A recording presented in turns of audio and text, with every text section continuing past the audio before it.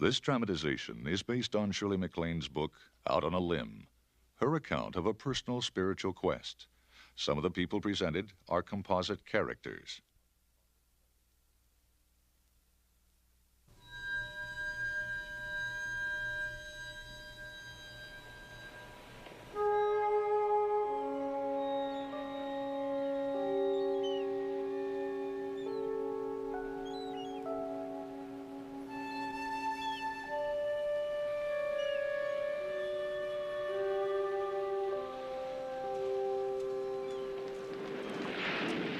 Malibu Beach at sunset. Magic hour, we call it in the movies. It's that time of day between light and dark that always makes me wonder who I am and where I fit in.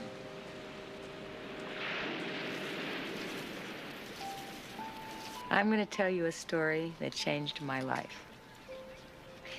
When I passed 40, I began to ask myself some serious questions because I felt something was missing. Something I knew was there, but I couldn't quite touch. Questions like, why are we here? Do we really die? Have we lived before? Is there life after death? Are we just an accident?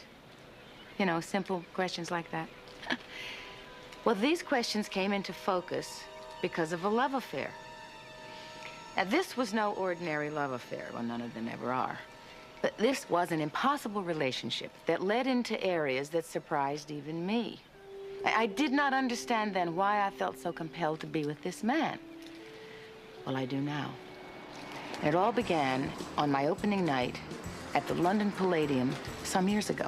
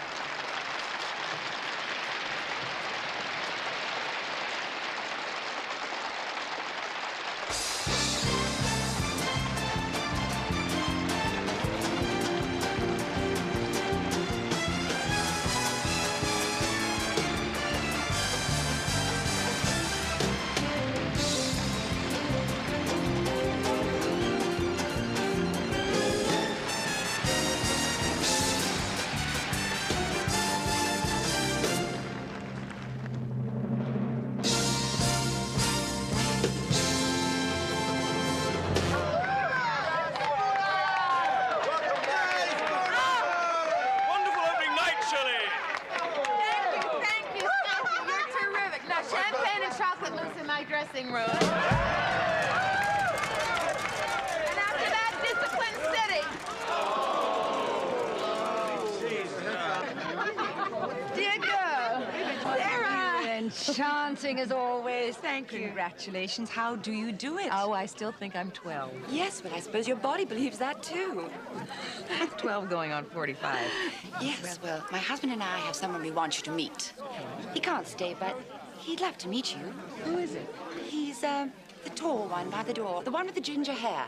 He's one of the new leaders of our Socialist Party. A good friend, heaven knows why. If elected, he'd probably take my jewels and give them to the poor. He's probably our next prime minister. Can you believe it? Finally, we have our very own dashing JFK. I know you like the way he thinks. I like the way he thinks already. What? Oh, yes. Well, his name is Gerald Stanford. He loved it, to tell you so. Shirley, I'd like you to meet the new Sir Galahad of British politics, Gerald Stanford. Why? How do you do? Now, if you'd excuse me, I must find Freddie. Thank you, Sarah. Well, you were wonderful tonight. Thank you. You seem to be in very good shape.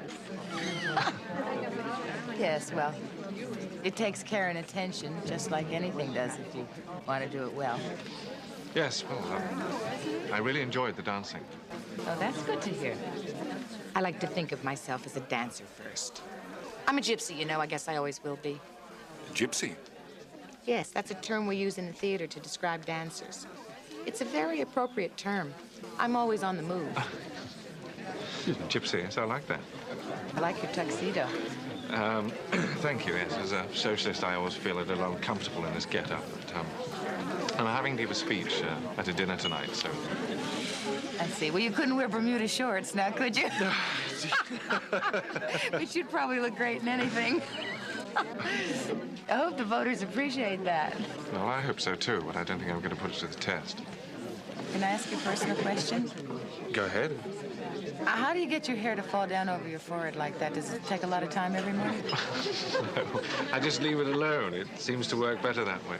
Excuse me, sir. The car is waiting and you are expected. Thank you, David. I'll be right back. Well, I've really enjoyed meeting you. Likewise. Good luck on your speech tonight. Thank you. Shirley, I've got Lou Grade over there. He's been asking for you. Okay, this is my agent, Mort Viner, Jerry Stanford. Mort, how'd you do? Nice meeting you. I think if you do the Charleston with him, we may get a deal on the Amelia Earhart thing. Okay. Well, congratulations again. Thanks. Who's that? They tell me he's going to be the next prime minister. Graceful, isn't he? I think you threw him a little. I didn't see Jerry again throughout my London engagement.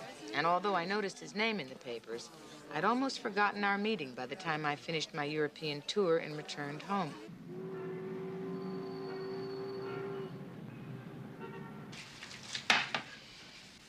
Take your hat off, Bella. You're not running for Senate in the kitchen. I can't. I didn't have time to have my hair done. Don't eat the bread. Come on. I'm going on the diet powders right after lunch. Sure. So, the tour was good, huh? Yeah. You had good audiences? Yeah. You had a good time? Yeah. So, what's wrong? Did you ever feel that you're not seeing what you're looking at because you're not real sure about what you see in yourself? Will you run that by me again? All right. The more I see of the world, the more I feel there's something missing, and I feel the same thing in here. Oh, come on. Look at you. You got everything. What could possibly be missing? Tell the man who drives the Wonder Bread truck with 4 kids to feed that you haven't got it all. I'm not talking about fame and money and success. So what do you mean, you're not happy? I don't know. It's like there's some purpose to being alive, and I don't know what it is. I mean, this can't be everything. It just can't be, can it? I mean, why are we here? Here, in New York. I'm saying there's got to be more. And maybe I realize this because I have so much, you know? I mean, I don't have those struggle and survival problems anymore, like most people do. But not having those problems isn't fixing what's bothering me. So, when did you see Mike last? Oh, that's over a long time ago. You know that.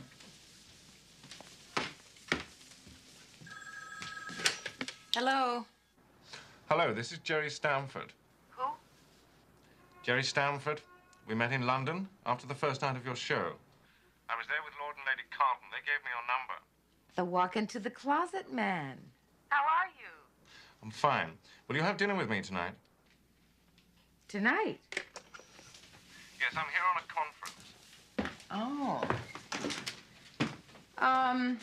Tonight? Well, all right, I'd love to.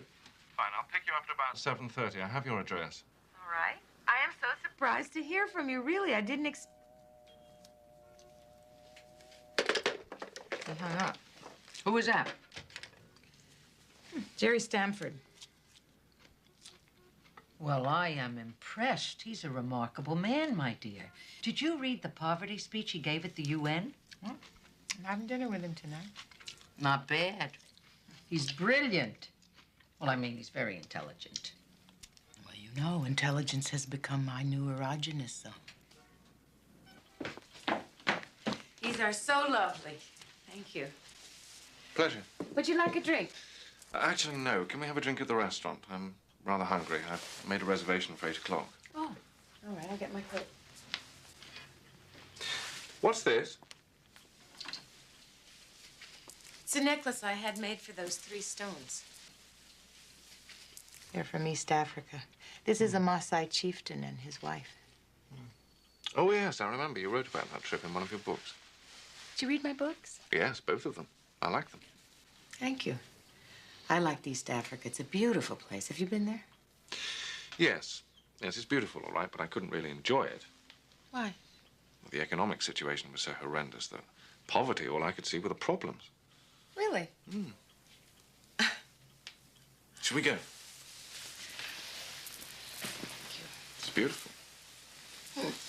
Have you heard from the Carltons lately? Sarah, we're old friends. She says that she's going to live it up now because when you get in power, these will be the good old days.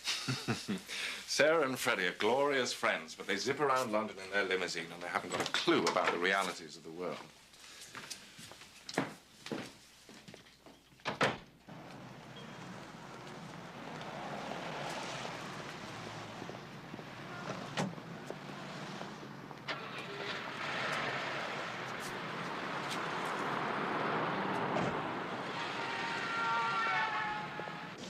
So do you get to New York often? When my work calls for it, yes. I like this city. Could do with some cleaning up, couldn't it? Yes, but you could say that about all the great capitals. They're becoming residences of the very rich or the very poor. Where did you grow up? In Manchester. In a working-class suburb called Cheltenham. We were part of the very poor. I see. Is that why you became a socialist? Oh, no. Those days, all I wanted to be was a football player. Really? Yes, my father used to take me to matches every Saturday. It was his greatest pleasure, and mine, too. What did he do? He worked in the textile factories when there was work. I remember seeing you for the first time in Around the World in 80 Days. Oh, I was a student at the London School of Economics. I had to queue in the rain for hours. A freckled-faced, red-headed person from Virginia playing a Hindu princess, please. It worked for me. Thanks. Well, what shall we drink to? Why did you call me? Well, I admire your work, of course, and your energy. But most of all, because you seem to be a happy person, and I like that. That's a lovely compliment. Thank you. Well, now you tell me. Why did you accept? Well,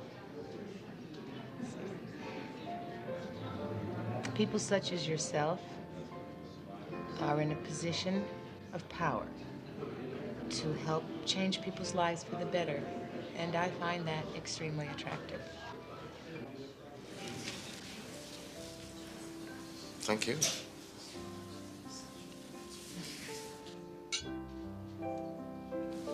Cheers.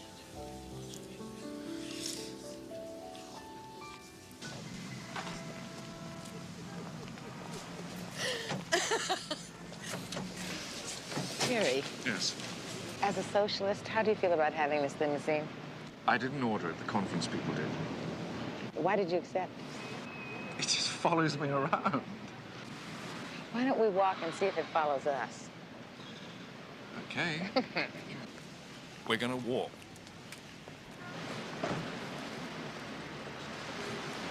What's it like being a socialist when you have to work with communists? Oh, well, they can be very dogmatic and rigid, but they're people like everyone else. In this country, though, you consider them godless. Well, they are, aren't they? Yes, I suppose they are. But they don't have horns and tails. Besides, in a democracy, one has to recognize them. It's no use ignoring the fact that a lot of the world's people support Marxist views, as my wife is always telling me. Oh, you're married? Oh, yes.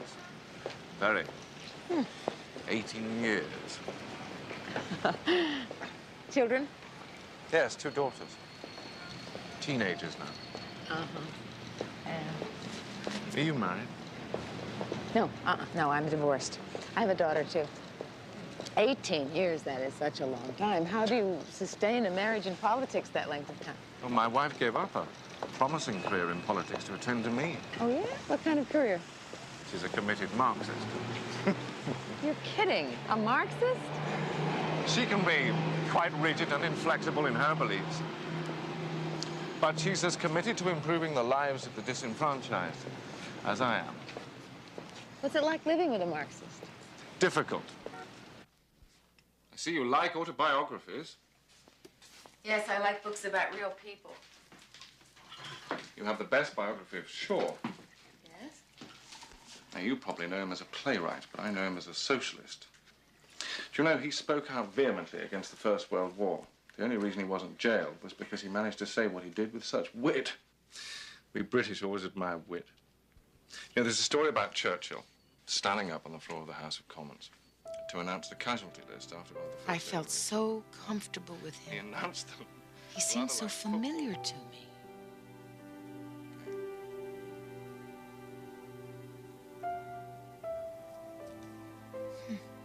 It was as though I had known him all my life. This mysterious attraction was part of the puzzle I would put together later.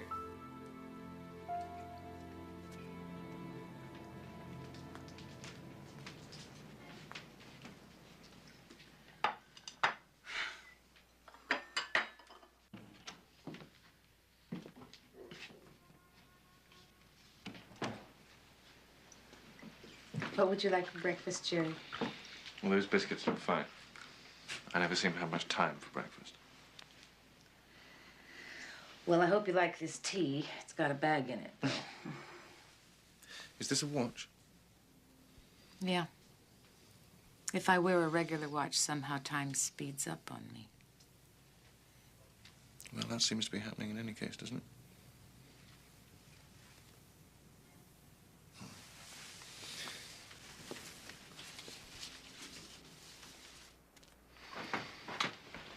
Thank you.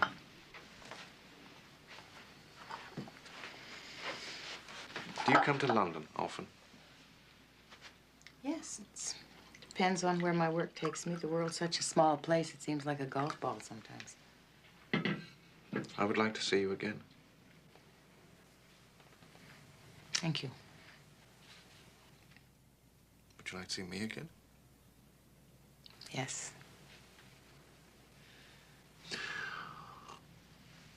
Well, I would like you to come to London to see me.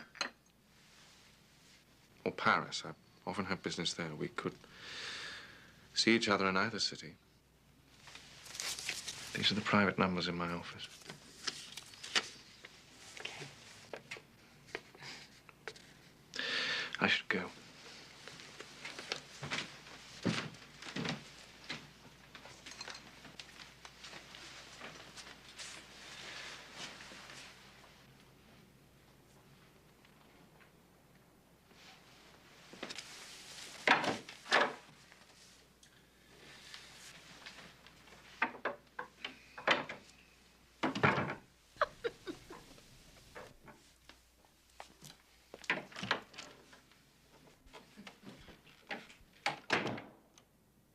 Well, it happened so fast. Right after Jerry left, I got a call from my agent, which propelled it even faster. Mort, yeah, we got a shot on the Amelia Earhart script. Right. Now, Fred Zinnemann wants to meet with you in London. Can you get over there right away? Very quickly, I noticed a kind of synchronicity occurring in this relationship. Things just seemed to fall into place. Friends had let me use their apartment in London. I didn't want anyone to recognize me, so I employed the first of my Greta Garbo disguises.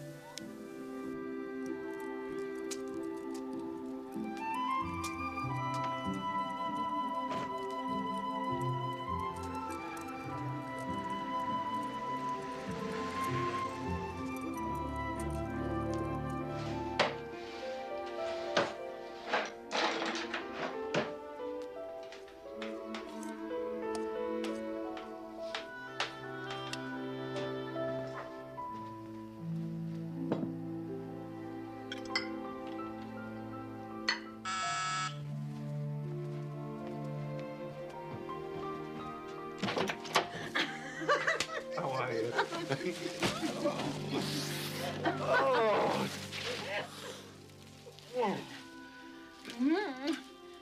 These are for you.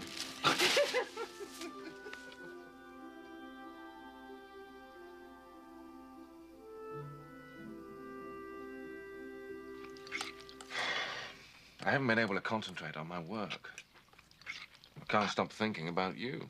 I know, me too. You're hungry? Eat. It's really good. Yes, I should eat before I go. What do you mean? I thought you could stay. No, I have to go home.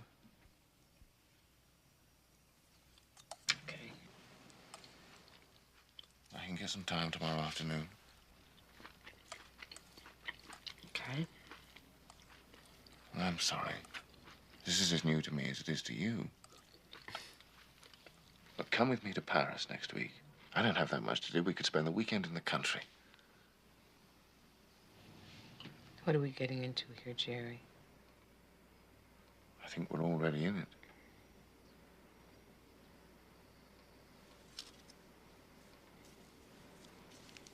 Present.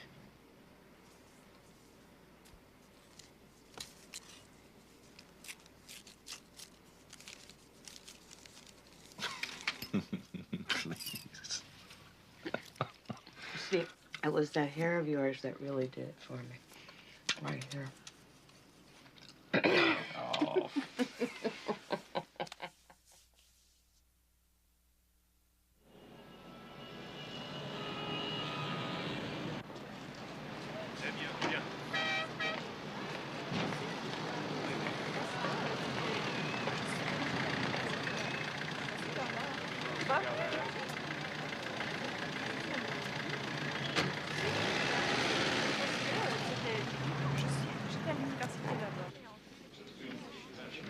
C'est un plaisir de vous revoir. Sigue-moi, s'il vous plaît. Merci, Your Excellency. Absolument. Mais comme j'avais jamais vu. Ah oui. Des salades longues et des plats de chips. Merci. Everything work out all right? Smooth. The concierge at my hotel promises he won't tell the press I'm in town. Great. Nobody saw me either. So, let's have a fantastic meal. Tell me something. When you do a love scene in films, do you find yourself getting involved? Getting involved? How do you mean? Well, you know, are the love scenes real? You mean physically? Yes. Well, they're real up to take 25. And then after that... And after that, they fall off dramatically.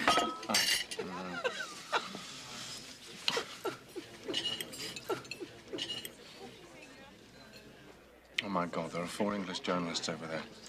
So we're having dinner, so what? I don't want to read about this in the papers back home. Oh, no. Jerry. Well, hello, Jerry. How nice to see you. Miss McLaine, what brings you to Paris? Well, we're working on a project which I hope pans out. Ah, trying to solve the problems of the world, eh? Well, yes. How do you think the vote will go on the nuclear freeze question next week? Just give me a moment here, will you? And I'll come over and discuss it with you. Good. Nice to see you. Nice to see you. Jerry, stop acting so strange. People can be friends. I think we should proceed at a slower pace. All right, whatever you say. I'm going to have to spend some time with them. Now? Tonight? What about us tonight? That wouldn't be very good company. I need to think. Listen, why don't I just leave Paris, and we could see each other sometime again in the future? No, I don't want you to go. Do you know Saint-Germain-en-Laye?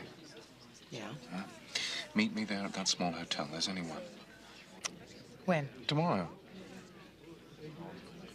Jerry, when you started this relationship with me, didn't you know that anything public would be difficult? No, not really. I suppose I didn't think.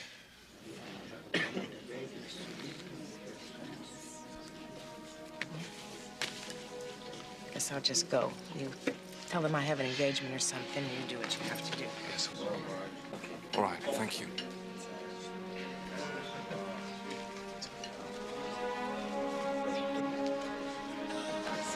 It's really been wonderful.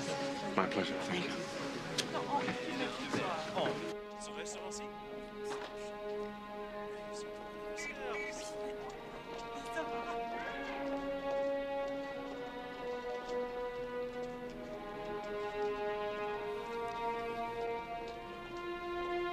I stood there asking myself, what is this mysterious attraction? And how much was I willing to put up with to find out?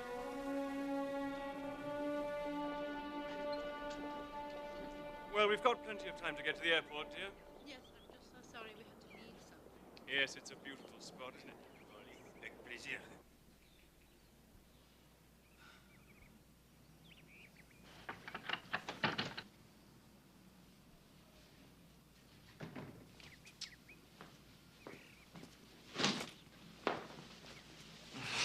I'm sorry about last night.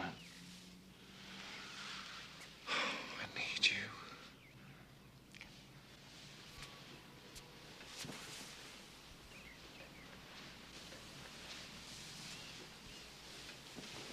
Oh! Oh, God.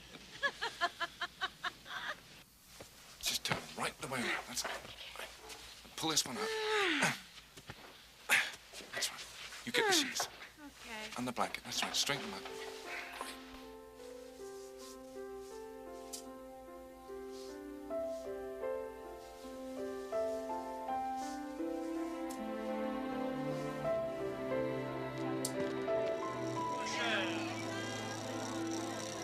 Attention, attention! Oui, c'est joli, madame. Ça me donne très, très bien. Merci,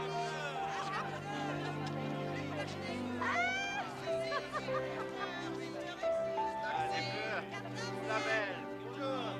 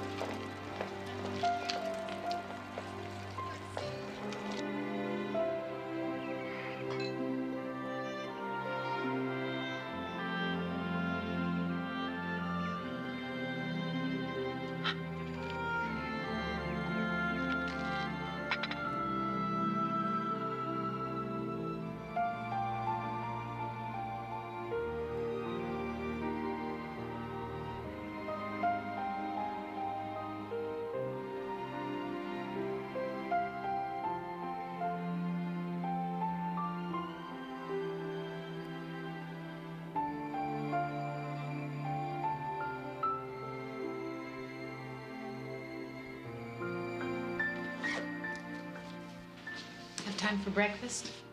No. Can you find your way back, all right? Sure. I found my way back from wilder places than the French countryside. So you have. I think you better hang on to this.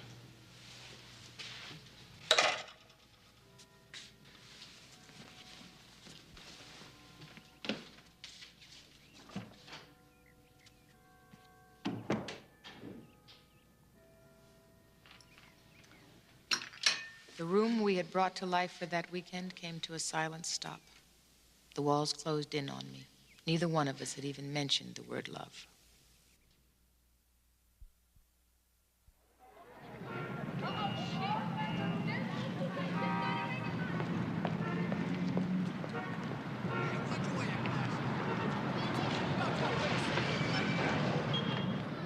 This guy who owns the gallery is a big potential contributor of mine. So if you like a painting, buy it. Live a little. Well, I guess you are doing that, aren't you? Bella, how nice to see you. Miss McLaine, a pleasure. Thank you. Nice to see you. How's it going, Tom? Oh, great. Are you going to get out of the House and into the Senate? Well, I could use some help. I have a new artist I'd like you to see. From the Illuminarium Gallery in California. I think you might like him. I'm quite taken by him. He's Gilbert Williams, a New Age artist, very popular in California. Just catching on now in New York. And this is my personal favorite. What do you think? What is it? The Lincoln Memorial after the flood? What is he trying to say with this? David. This is David Manning. He's an expert. David, meet Shirley McLaine and Bella Abzug. How do you do? It's a pleasure to meet you. I'm a big fan of both of you. Oh, thanks. In fact, I saw your show in London. You were great. Oh, thank you. David can explain this artist. He's a painter himself. On and off. Are you on or off? Right now, I'm off and doing nothing. Well, how can anybody do nothing? It's not easy. Well, what is this all about? I mean, I like it, I guess, but I don't understand it. Well, the only reason I like this is because the painter paints with high-frequency colors. These colors are high frequency? Yes, these colors are yin colors. Yin? Yes, they're female colors, the colors of intuition. Intuition like in women? Yeah, well, don't we usually think of intuition as being a feminine characteristic? Would you say that this was a feminist painting? Well, I never thought of it that way, but yes, I guess maybe you could say that it was feminist art. Buy it. You don't know it, but you just contributed to her campaign. I'm glad. I hope she wins. Are you from California? No, I'm not from California, but I just moved back there. Oh, yeah? I've been traveling around for the past couple of years. Really? Where? Well, Europe, India, Africa. I just got back from Peru. Peru? I've always wanted to go to Peru. Don't you have the feeling that you always get what you want? Shirley, could you come over here and pay for this? I'm on a tight schedule. All right, I'm coming. Well, thanks for the conversation. Maybe I'll see you in California. I live in Malibu. I know. I read your book. Okay. Thanks again.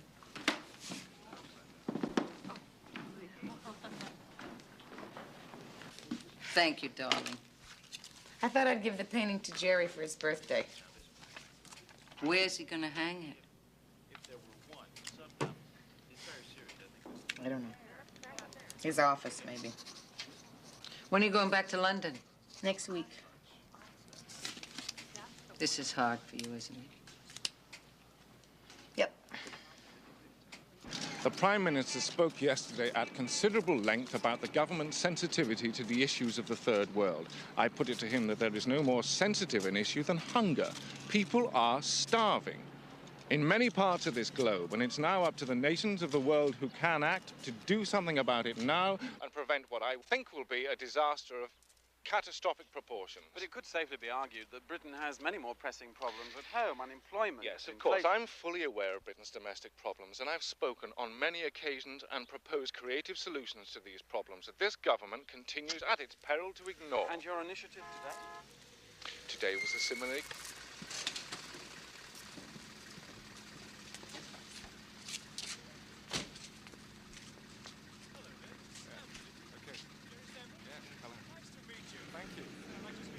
Thank you. You're very kind.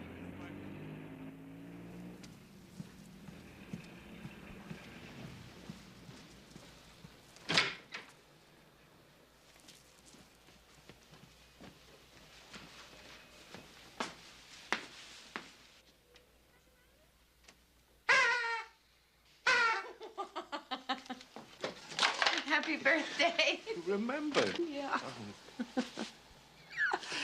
Oh. Oh, they're lovely. You know, I can never find vases for these things in these places. Let me go look. Vases.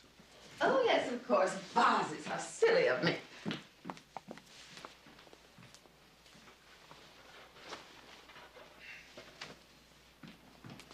We used to live in this area when we were first married.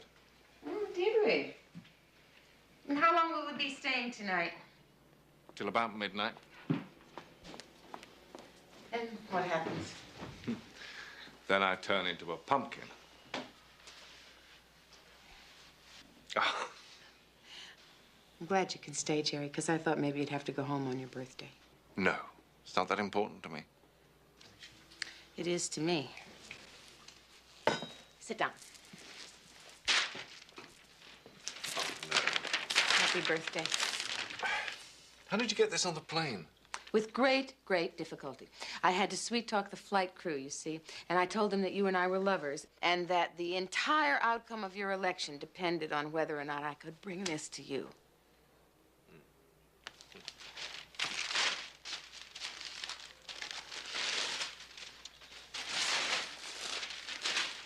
Oh. It's called Moon Temple. I think you should hang it in your private office because, see, this yin energy, that will cosmically assure you of the woman's vote.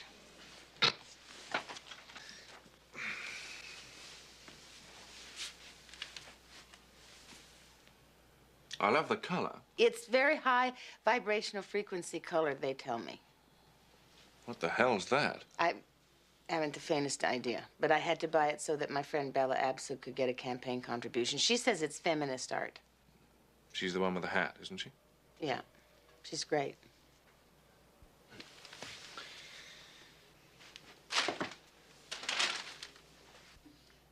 Do you know about us? Yeah. Sometimes I feel like an island in space. It's okay, Jerry. She's my friend. It's all right. I'm not worried.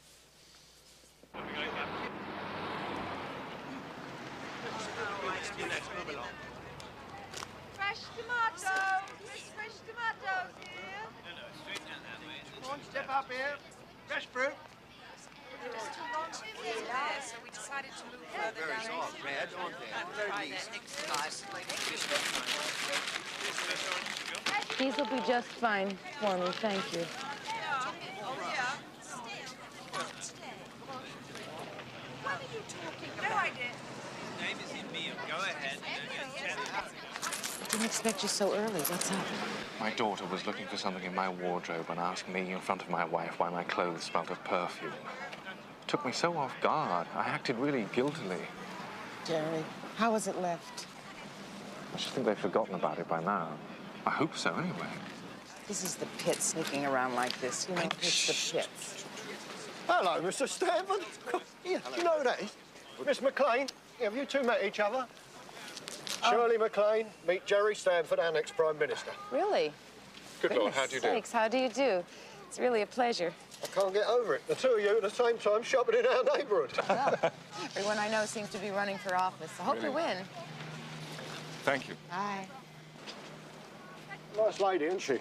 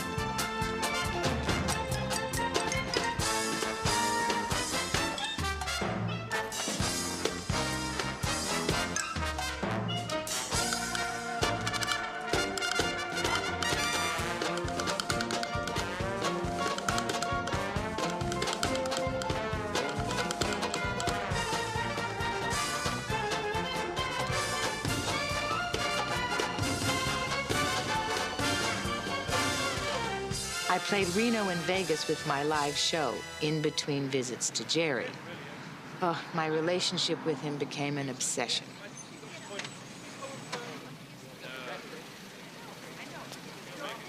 I did begin to have fun with my disguises, though. Some of them would have been rejected by a bag lady.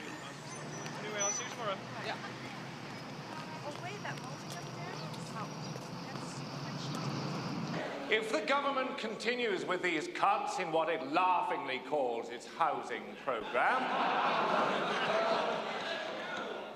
it will be the people below the poverty line who will suffer, and the numbers of these people has been increasing daily. It's no secret that this government has been insensitive to the needs of the ordinary working people of this country. So, in summation, I maintain that the poverty of one individual encroaches upon the comfort of us all. This bill is a step in the right direction. It may be unpopular, but innovation requires courage. We have the courage. You're wrong there. Know what I'm talking about. As I look at the right honourable member opposite, Mr. Chairman, I see a hypocrite and a coward. Supporting this bill requires compassion. He has half a heart. It takes intelligence. He has half a brain. It takes courage, but he is only half a man. You have it wrong. It's false.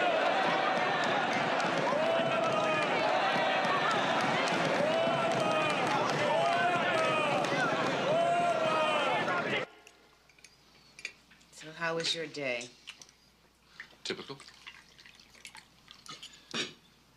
So, what did you think? You knew I was there.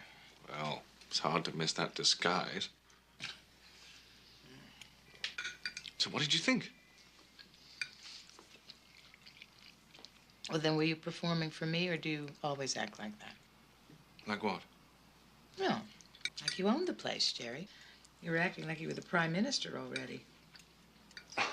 You know, I know you're passionate about the poor, but wow, you were aggressive. Yes, it was. So tell me more. Oh, you just seemed so insensitive to your colleagues, you know, calling one of them half a man and stuff. Is that the way it works over here? It's a game, you see. It's half the fun of it. I love to make them squirm at their own inconsistencies. Otherwise, why am I in it? Yeah. But would you have acted that way if you'd known television cameras were recording you? Why, do you think I'm too intense for television? Should I soften my approach from that point of view? No, I don't think that's the point. Well, you were so combative with people you're trying to change. It just seemed contradictory to me, that's all. I told you, I hate their hypocrisy. I hate the way they pussyfoot around. And they're liars. No. You're not a liar. You're not hypocritical. What do you mean? I'm consistent with my political beliefs. I'll tell the truth, even if it's damaging to me. Everybody knows that. Oh, no. There's a lot about you that people don't know. Like what? Come on, like us. What's that got to do with politics? All right. What about all those personal phone calls long distance that you make to me? What about them? Yeah, so who pays for the calls? It's a government phone. Right. Who pays for the government? What are you trying to say? Jerry, you called somebody who happens to be wealthy half a man today and a hypocrite. See? Now, what if that guy looked up your telephone log and discovered that all those phone calls that you make to Las Vegas and to Reno and California and New York are to me? Would you tell the truth about that? Maybe, maybe not. It's not important. Now, who's the hypocrite here? What are you driving at? This is a personal matter. That's what I'm driving at. You seem to think you can separate your personal beliefs from your political values. Well, but that's the kind of thinking that got the world where it is today. Wait. Now, hold on there a moment. You've gone from a petty cash problem to the destruction of civilization as we know it. What's really upsetting you? You can't deal with the truth. The truth is that you can't deal with me being a married man. That's it, isn't it? Well, I am sick to death of sneaking around like we are, hidden away in some foreign apartment waiting for a few hours to be together. You know, I feel like I'm living in a cage. You knew what you were getting into. You knew I was married. What's so different now, Tell me, what's changed? You accused me of being aggressive and insensitive. What do you think you're doing to me? You're angry because you're stuck. Angry. You are. You're angry because you're stuck in a relationship that you can't control. Stuck? Yes, so you spew out all this hostility without regard for my feelings. Now, that's what I call You want to say insensitive. stuck? I can get up and walk out of here anytime I want to, and I don't have to cover up my life while I'm slipping around the back streets. You know something? So can I.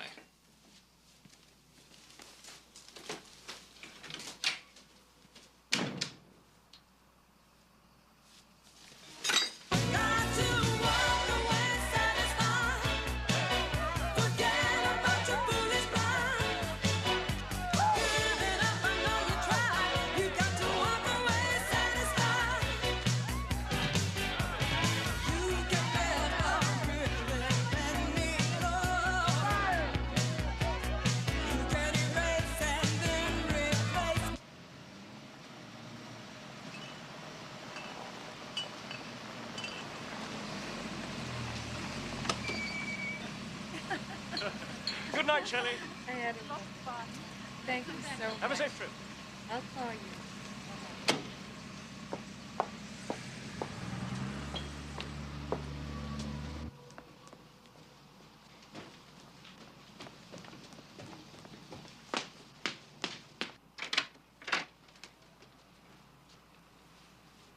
Hi. I thought you came to London to see me. I did. So where were you all night? Well, I went out after you left.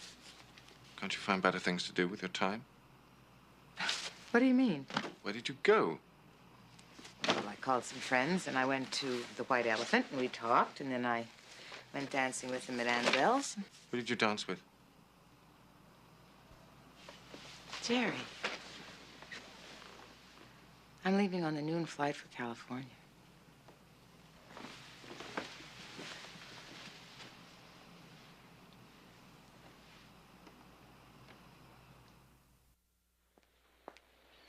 I was back in California to rehearse for my new tour. I hadn't talked to Jerry. I was definitely, positively, and certainly not going to call him.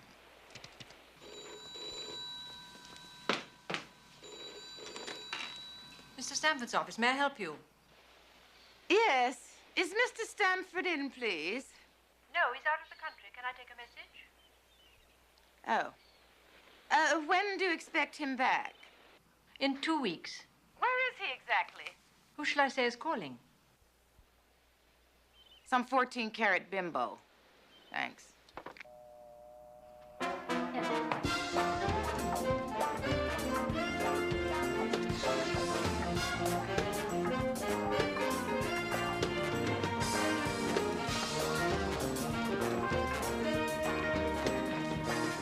It was awful. I couldn't concentrate on my dancing. Yet, at the same time, I was so glad I had my work to fall back on. Oh, yeah, and there's a hitch, right? Is it a hitch or just a tap? Just a little touch. Ah.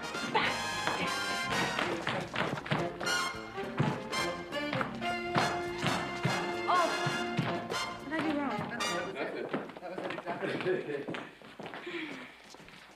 wrong? Where are your hands? Here, mine are...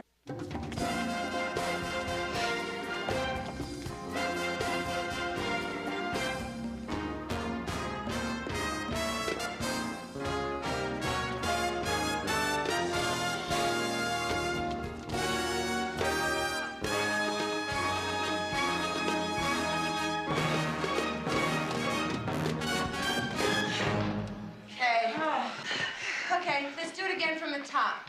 What? No, I have to build my stamina, really. I gotta sit down after this. Get your your hats. We're going to start with Fosse. Okay, you ready? No, I'm not Come ready. 1, 2, Okay.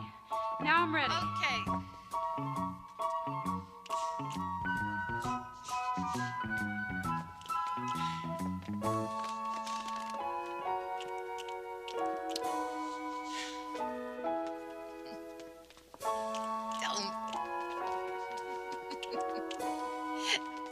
Stop. Go ahead, take a break. I cannot move when you're making me laugh. What is it, Mort? I'm very busy. It's a hit. What's it about? Can't you tell? The ballet. I know what you're thinking, but I must be firm. I told them I do not dance in movies. Yeah? So they signed Baryshnikov to the part. Mikhail Baryshnikov? No, my tailor, Irving Baryshnikov. Who else is in it, really? Anne Bancroft, and of course you. It's perfect. It goes right after the tour. Turning point. This looks interesting. Hey, but do me a favor. Don't analyze it. Just read it. Can you read lips, Mort? That's physically impossible. Hey, listen, McLaine. I don't go running off to Europe once a month. I mean, what do you do over there anyway? I go to Switzerland for hormone therapy. I know how to make a hormone. How? Be nice to her. Oh, Mort, I really love your feminist humor. Yeah, well, I'd stick around and tell you a few more, but I got a girl double parked.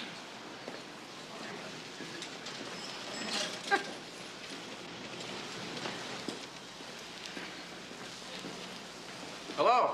Thought it was you. The on and off again painter, New York Art Gallery, right? David Manning. How are you? Fine. Any messages for me? Okay. So what are you doing here? Oh, I was over here at this gallery, and they told me that you were over here rehearsing. Yeah, I'm getting ready to do my tour. So, is the painting on again? Well, how'd you like to come over and see some of my work? Some photos of Peru? Okay. I'll be done in about an hour. Great. And maybe after that, you and I could go get something to eat? Well, okay. I can have 2 beans on a leaf. I'm in training. Well, I'm not. Okay. Okay.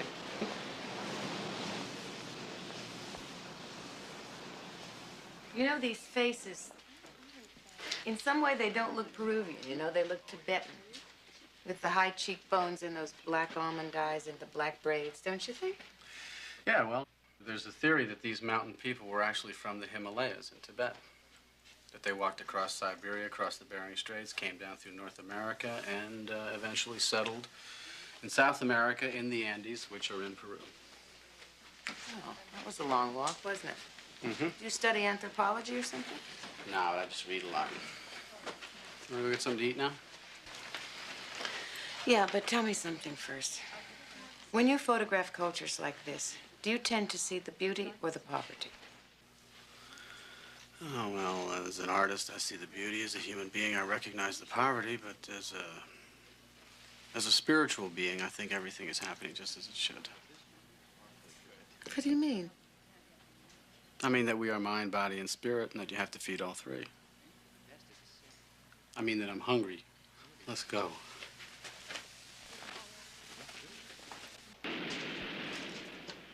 I thought about what David had said. Everything was happening just as it should. What would Jerry say to that? And what did that say about our relationship?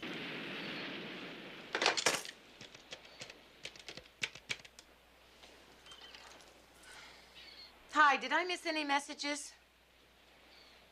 Okay. Thanks.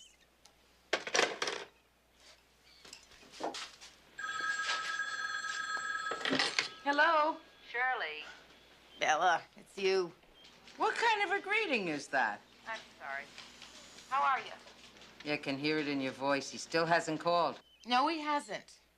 Why don't you call him? Because I don't want to. He's dealing with hypocrisy, guilt, and deceit. Sounds like a Washington lobbyist. Bella. Well, you know how I feel, darling. Nobody's good enough for you. When do you go on tour? 1st of next month. How you feeling? Surprisingly okay. Okay, that's all I called for. Thanks, Bella. I love you. I love you, too. Yeah.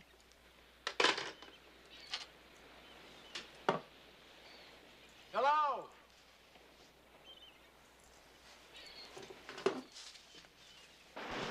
Hello up there. Hi. It's me again. You want to go for a walk? Okay. You hungry? Always. Okay, I'll just change and I'll bring you some.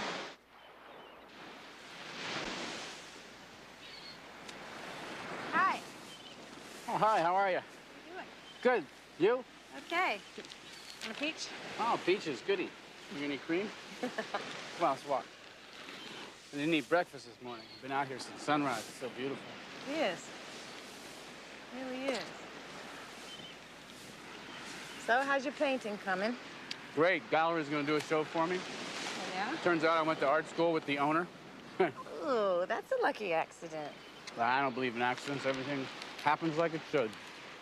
Why do you always say things like that, like there are no accidents? There aren't. Like that. Like what? Like those 3 stones you have around your neck. Where'd you get them? They're from a Maasai chieftain I knew in East Africa. Yeah, I know, but how'd you get them? Do you remember? Of course I remember. It was about 10 years ago. Some young guy with long hair and a beard came to my door. He said that the Maasai chieftain had asked him to deliver them to me, so he did. I like the way I had them mounted, don't you? See, that's health, that's wisdom. And that's security, I know. How do you know? Because I brought them. What? I was the young guy with the long hair and the beard that brought them to you. I was on photographic safari in Kenya. I ran into this Maasai chieftain, and he thought that because I was an American that I'd know you. He gave me those stones. So when I came back to California, I looked up your address and I dropped them off. You were the guy who gave me these? I was the guy. Why didn't you tell me this before? Well, there's a lot of stuff I haven't told you. Oh, really? Like what? Like, there's a purpose in everything. Why do you say those things? What does that mean? Because it's true. What? You take this peach, for instance. Its purpose is to go zinging into the sea. It's making a complete mess out of me. No matter. Come on, let's just walk. Just walk. We spent the whole day together. There was a lot David wasn't telling me, but in other things he was very open. I found myself telling him things I rarely told anybody, and asking for his opinion. When you've been around as long as I have, you start asking yourself, what's it all about? And I don't do it out of any unhappiness or anything like that. I mean, I've got problems and complications, but that's not what I mean. Well, I always found that happiness is right in your own backyard, to quote Dot from The Wizard of Oz. You're a big help. My own backyard is the Pacific Ocean. Exactly. What is that supposed to mean? It means that everything that you want to know is right inside of you. You are the Pacific Ocean. You are the universe. That sounds so hokey, so California. I am the universe. No, I think that once you understand the life you lead and the lives you've led are connected to God, you'll no longer feel that something is missing. Did I hear you say the other lives I've led? What, past lives? You ever heard of the Bodhi Tree bookstore? No. Well, it's on Melrose Avenue. Why don't you meet me there tomorrow afternoon? I got a few things I want to show you. Reincarnation. Yeah. David! When was the last time you saw him? Hi, girls. They were another life. Good life. Have you ever really been in love with anybody? Yeah, I was once, but I lost her. Man, it was sort of a strange experience. Tell me. I'll tell you about it some other time.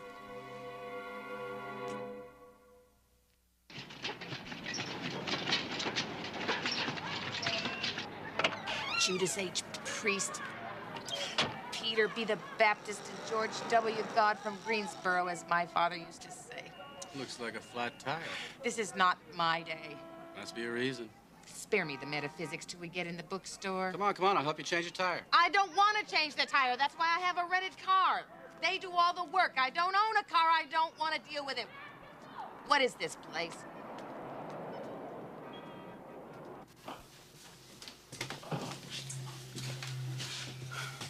Okay, what am I supposed to read? Well, you could read some of the more or less esoteric books on this wall about reincarnation itself, or you could just read Plato, Pythagoras, Ralph Waldo Emerson, Walt Whitman, Voltaire, Goethe. They all wrote on the subject. You're telling me that all of those people believed in reincarnation?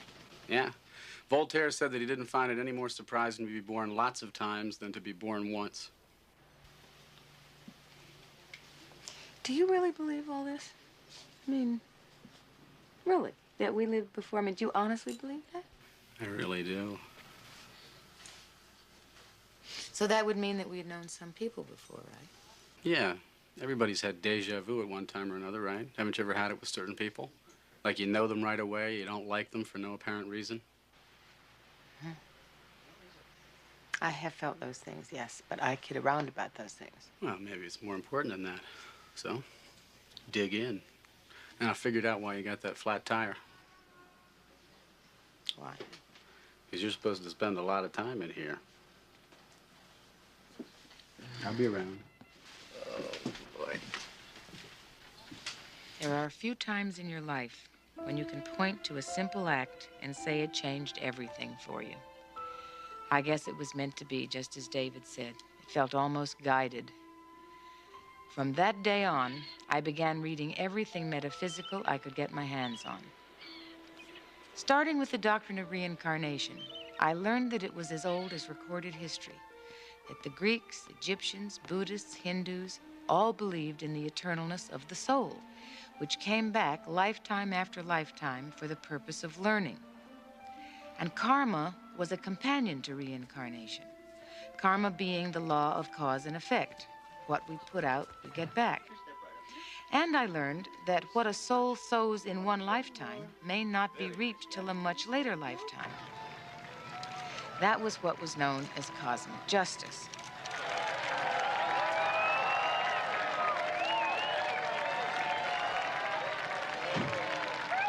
What I was learning made me see that with reincarnation, there was no need to fear death. Hi, Shirley. It made me think differently about the world and what was going on in it. It made me think about my own life and the people in it. And that's when I got interested in whether or not Jerry and I had known each other before. Was that why we felt so compelled to indulge in our impossible relationship? Could it be that we had things to work out from another lifetime and we were using this lifetime to do it in? Hello? Who? Jerry! Hi!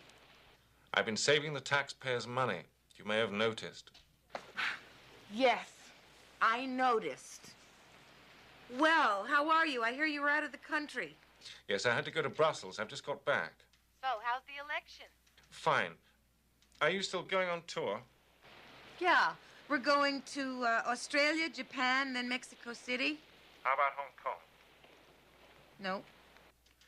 I have a conference there in about 6 weeks. Oh. I'll have to browbeat my agent, see if he can get us a theater. I miss you. I miss you, Jerry. I want to see you. I miss you. Let me see what I can do, okay? I'll call you tomorrow. Okay, listen, I wanted...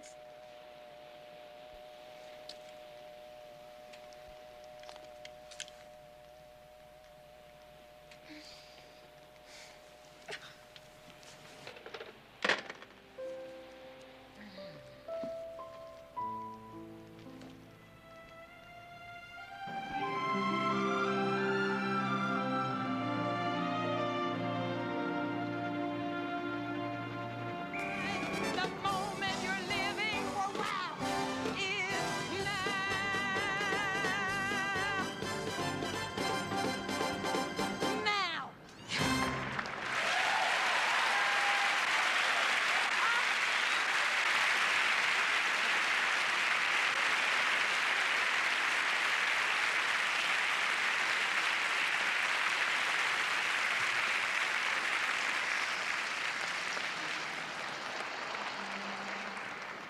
Thank you. You know, I've been doing a lot of thinking lately. Have you ever wondered whether you might have lived before? I think a lot of people have, especially lovers and songwriters who write songs about lovers. When you're awake, the things you think come from the dreams you dream. Thoughts have wings, and many things are seldom what they seem. Sometimes you think you've lived before, all that you live today.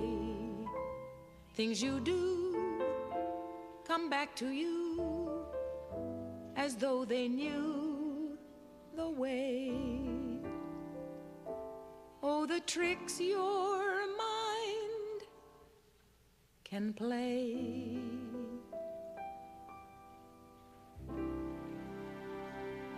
It seems we've stood and talked like this before. We looked at each other in the same way then, but I can't remember where or when. The clothes you're wearing are the clothes you wore. The smile you were smiling then, but I can't remember where or when. Some things that happened for the first time seem to be happening again. And so it seems that we have met before and laughed before and loved before, but who knows where or when.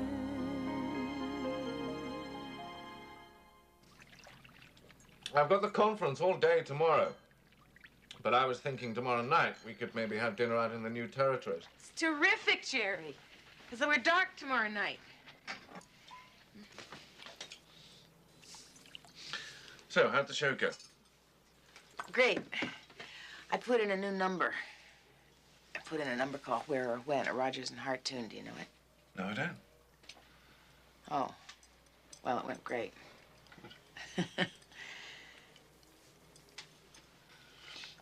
I've been having the most fun on this tour, Jerry.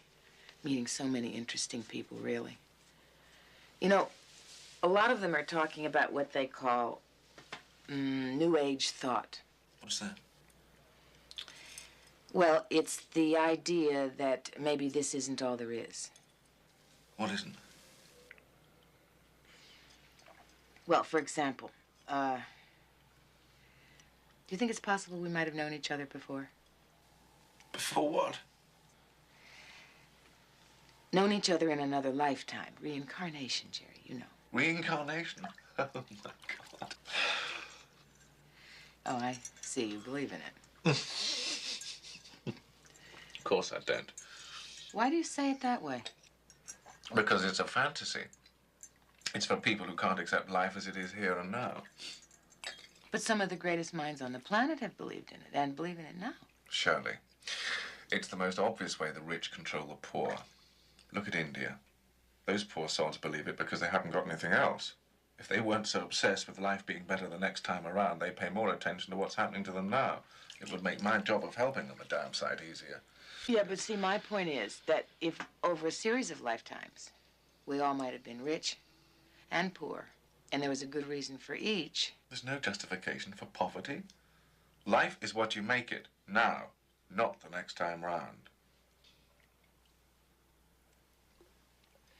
Well, I guess everybody's got their own truth.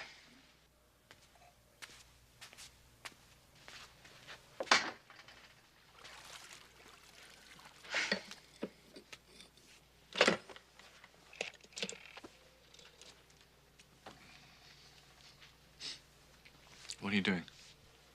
Calling room service. Come here.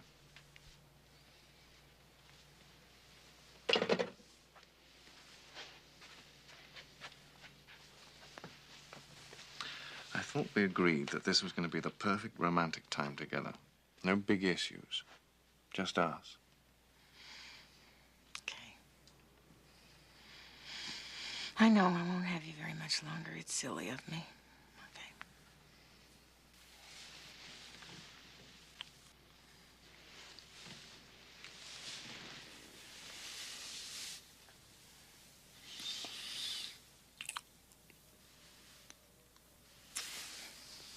It seems we've stood and talked like this before.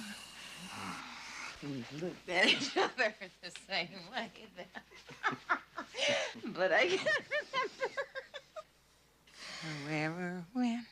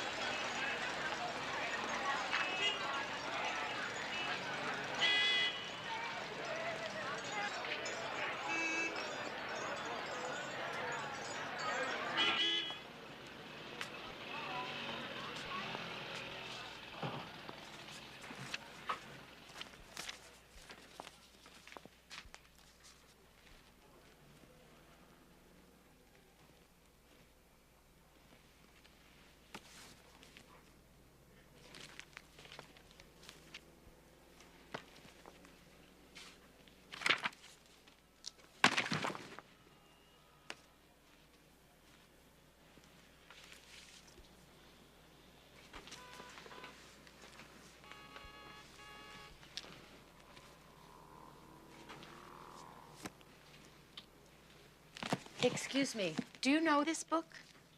Which one is that, dear? A Dweller on Two Planets? Oh, yes. It's a classic in metaphysical literature. It was channeled by a young lad of 18. What does channeled mean? Spiritual entities sometimes use human beings as mediums through which to pass on information from the other side.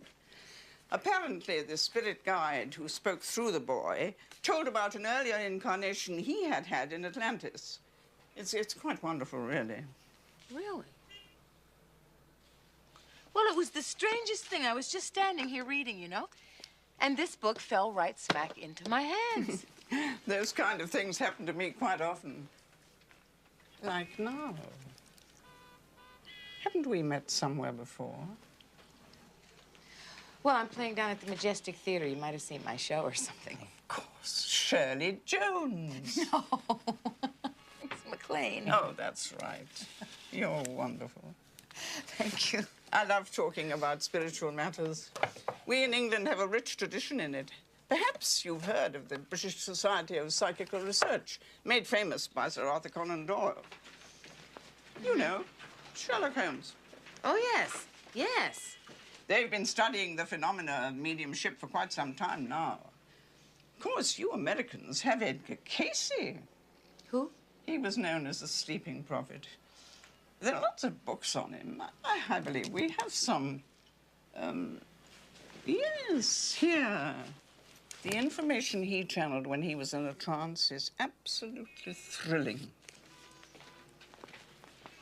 You know, it never occurred to me that souls could actually be speaking from the spiritual dimension. Oh, yes. These souls are communicating to us until they decide to incarnate again. See, I never made that connection before between souls waiting around and reincarnation.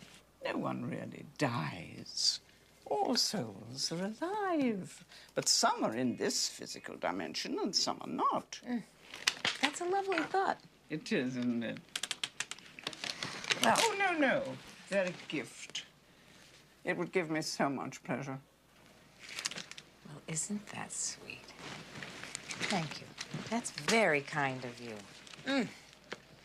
I will enjoy these. Goodbye. And contact the British Society of Psychical Research if you're interested. The British have always been open to new frontiers. All right, I will. It's not been my experience so far.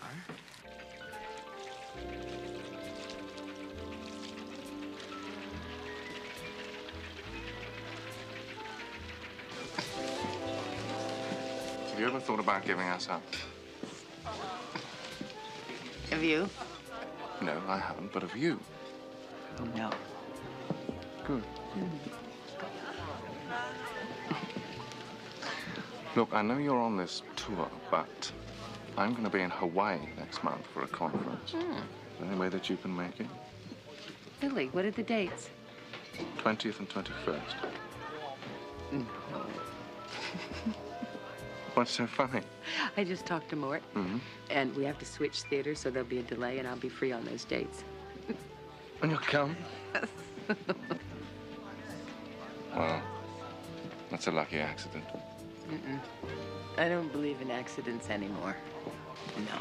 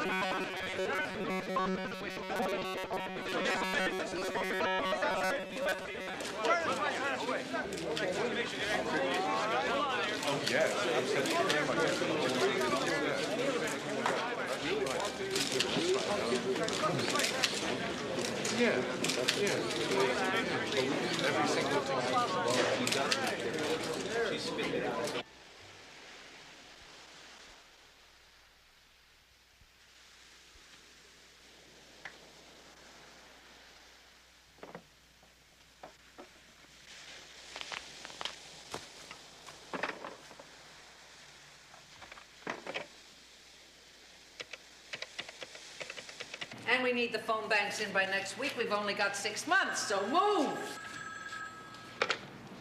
Yeah. Hi, Belichka. Where are you? Hawaii. How's it going? Well, great. I arrived 4 hours ago, so did he, and I haven't seen him yet. That figures. Those North-South conference meetings can go on and on. But it's so typical. I sneak around like Mata Hari, and then I sit in empty rooms waiting for him to call. How can he call if you're on the phone? I'm calling to ask a dear friend about her campaign. How's it going? Your dear friend is 5 minutes late for a fundraiser, and this election is going to be close. No. Not in my book, Senator Anson. Thank you, my darling. So when are you coming to New York so I can see you? Well, Turning Point starts in the fall. I'll see you then. Great. I miss you. I love you. I love you, too. It is so great to hear someone say that. Why, he doesn't say that? We never mention the word. Oy vey. You said it. Bye. Bye.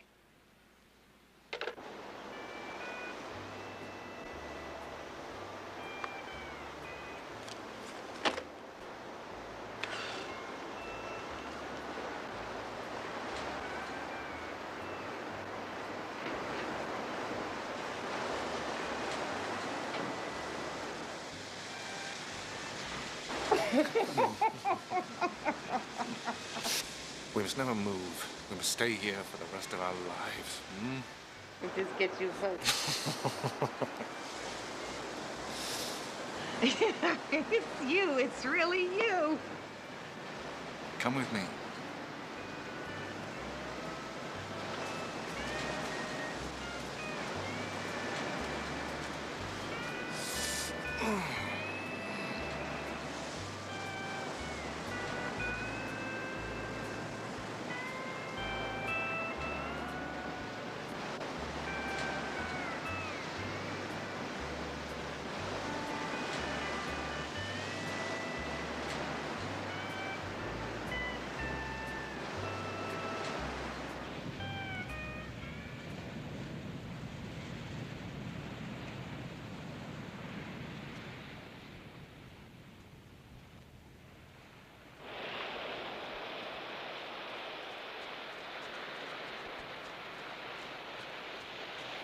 Look at the colour of that sea. We don't get sea like that in England, you know. Here, hold these. I'm going in. No! Come on. Come on. All right.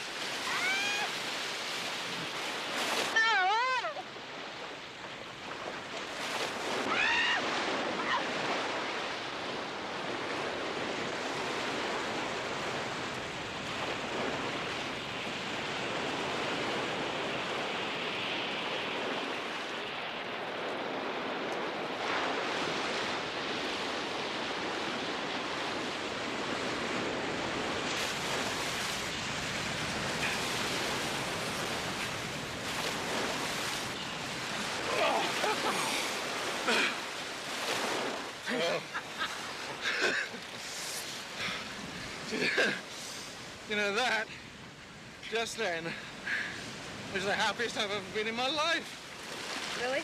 No, the last election I won, I was really depressed for days. What do you feel when you lose? Well, funnily enough, I feel challenged, infused. If I don't have struggle in my life, I'm not happy. Struggle. I really must look into that, You mustn't I? must look into that. You Shut must up. look into it.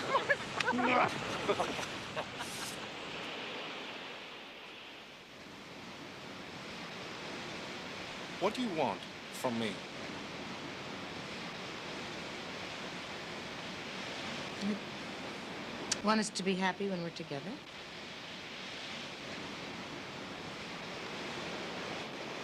Are you happy? Yeah, I think so.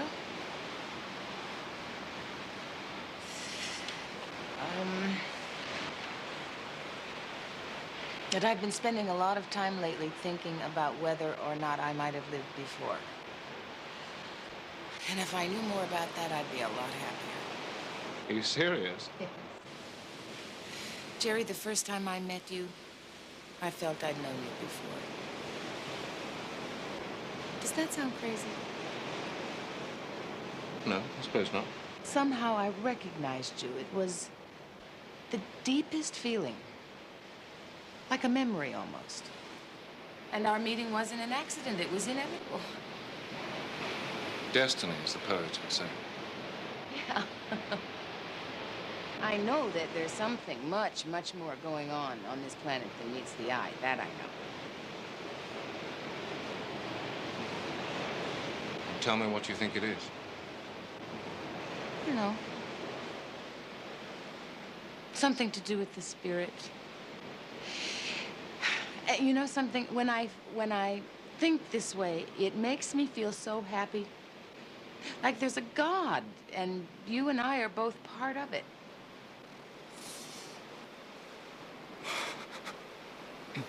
Jerry. I don't believe in God. I believe in my work.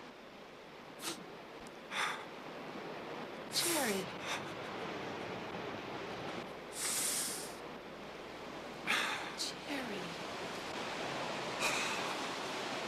I love you. I love you. I love you.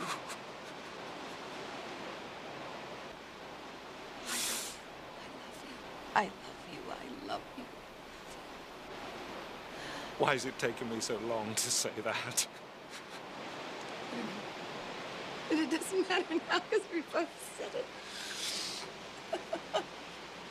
Oh, God. How am I going to reconcile you with the rest of my life? Hmm? I don't know.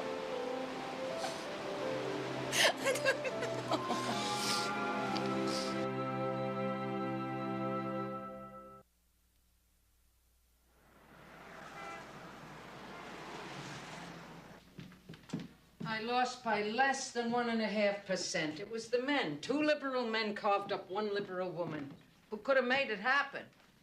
But that's water under the bridge. Did you see Martin? Yeah. He's writing a book about our life together. He doesn't want me to read it. It's probably just as well.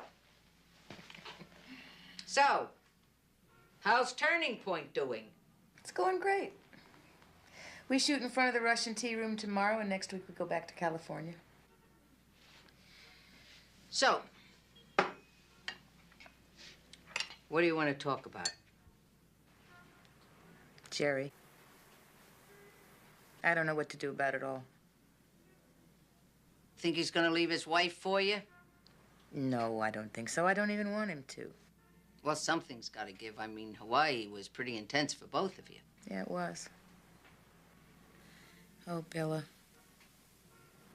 I can't help having this feeling that I'm involved in this relationship with Jerry for a reason bigger than I'm aware of. What do you mean? Like we've met before, in another life. In another life? Yes.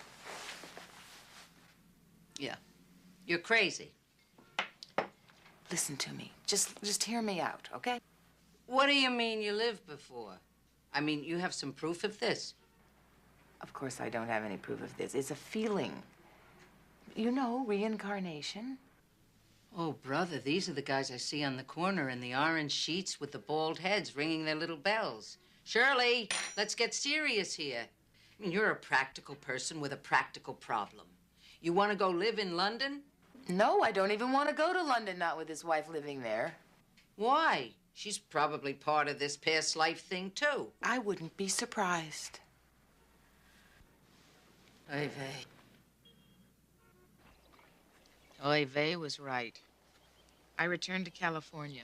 There seemed to be no convenient way to see Jerry. And even if there had been, I wouldn't have known what to say to him. So I continued my reading. And then I began to take notes on how I was feeling and what that might mean to the relationships in my life. David seemed to be the only person I could talk to. Do you think it's possible to love someone who doesn't believe in God? I think it'd be a tough go because it's like saying that they don't believe in themselves. And isn't it difficult to love somebody who doesn't love himself? Yeah, it's like they don't know who they are, you know. I mean, if you don't know who you are, you can't love yourself. Well, don't you ever get frustrated when you feel like you're not really being yourself? Yes, all the time. Right. That's what all the masters have tried to help us with. What masters? You know, Christ, Buddha, the Indian avatars. They were really just master politicians who went right to the root of the problems in society, the individual. Some of them said if everybody believed that he was a part of God, the kingdom of heaven was within, and that if we took responsibility for that, that we wouldn't get so frustrated with ourselves or with anybody else. But it seems like it takes multiple lifetimes to come to that simple realization. Why isn't reincarnation in the Bible? Why isn't it taught in Christianity?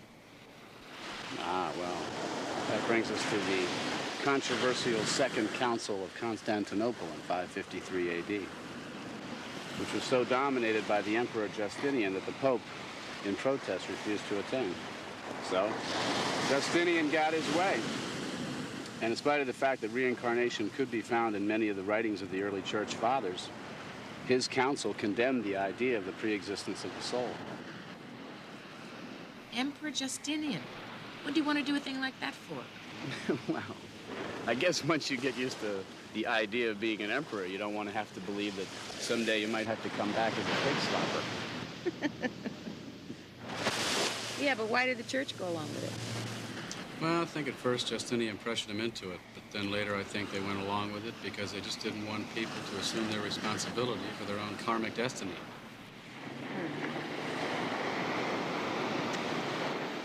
Karmic destiny.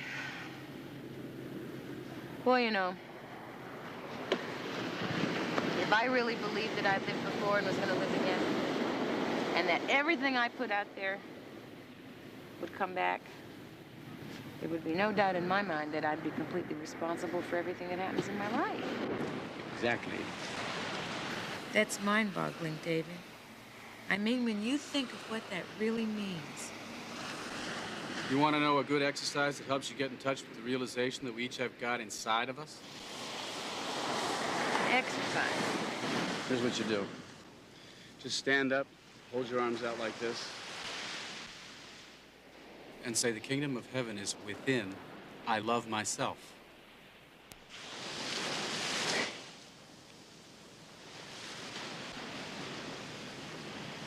The kingdom of heaven is within. I love myself. No, wait, better than that. Say I and God are one. No, wait, better than that. I got the best one. This is the best one. Just say, I am God. David, I can't say that. See how little you think of yourself? You can't even say the words?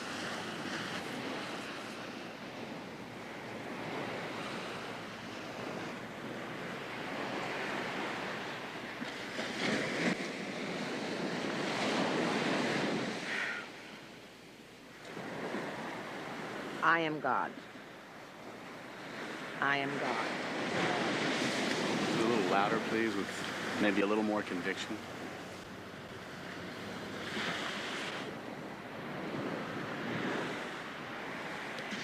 I am God.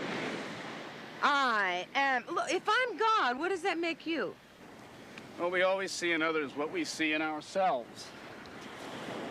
I am God.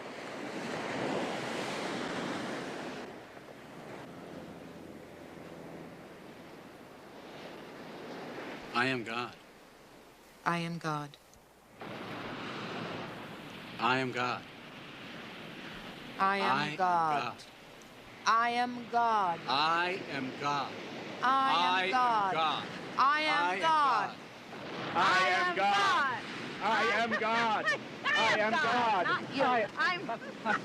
I am.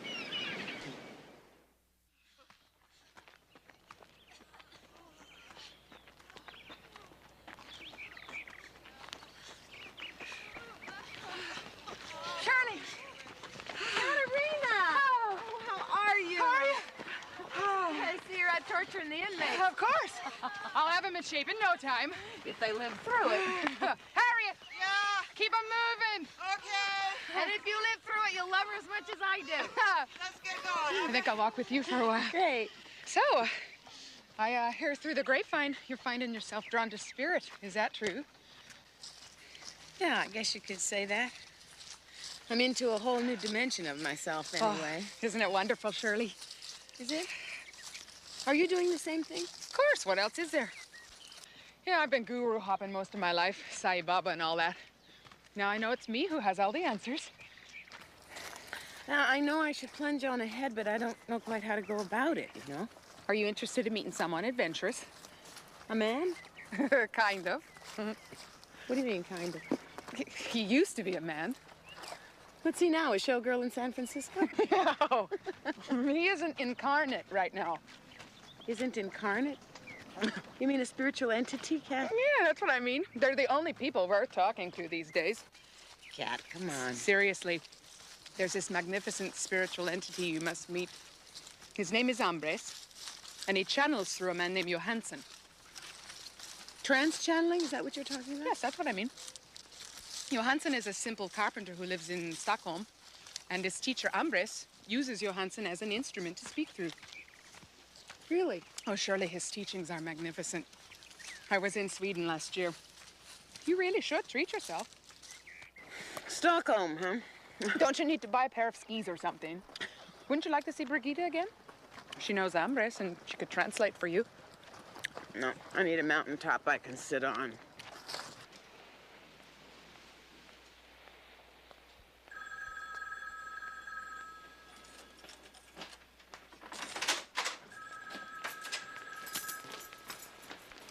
Hello? Hi. Jerry, I miss you. Yes, I miss you too. Can you meet me in Stockholm next week? Stockholm? Stockholm, Sweden? Oh, God. The synchronicity. What? Nothing. I know it's cold down now, but I'm going to be there for about 2 weeks. I have something important I want us to talk about. I cannot believe this. Should I get my own hotel? If you wouldn't mind. I'm staying at the Grand. Now, if you phone me on Monday morning, use the name Edwards and leave a message with the number of your hotel. Okay. Jerry, I love you. I love you, and I want to... Jerry was so romantic whenever he said goodbye. And then it hit me. What did he want to say to me? Was he going to propose something more permanent? Oh, boy. Was I ready for that?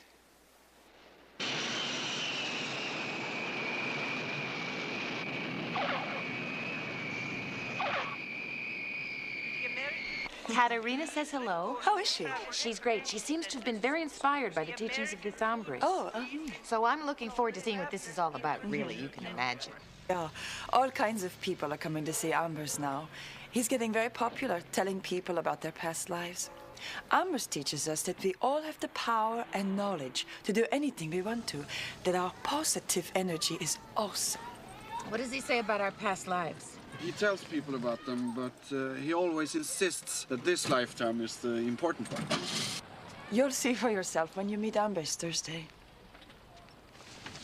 Oh, dear. Thanks so much for picking me up at the airport, Brigitte. You make me feel so welcome. We're glad to do it. Swedish hospitality. I know. If there's anything we can do for you, just give us a call. Thanks, Lars. I have some other things I have to do while I'm here, but I'll see you Thursday for sure. Indeed, you will.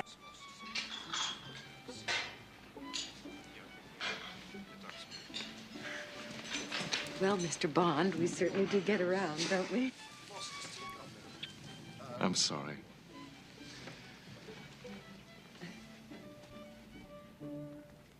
It's not the way I'd like it. I just have to be so careful. No.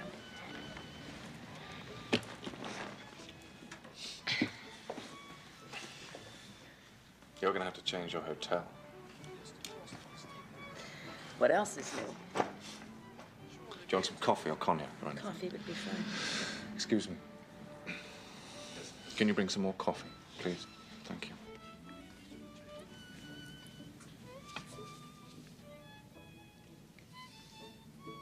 I have something to say to you. Mm-hmm. It may sound like a speech. I've been running it over in my mind for weeks. Go ahead.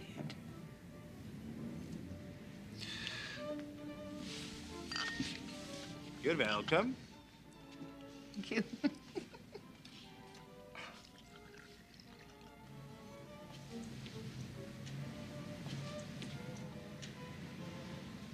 I love you deeply. But I'm not strong enough to tolerate the consequences of our relationship, either in a public or a private sense.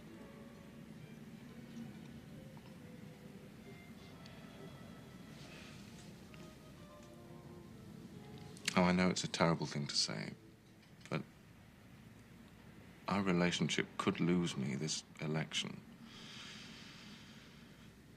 I can't do that to my party, and I don't want to lose my seat in Parliament. And my wife and my children have been so patient with me over the years. I can't do anything to hurt them. There have been times when I've worked to the point of exhaustion, and they've tolerated it. Do you see how morally unacceptable this is to me?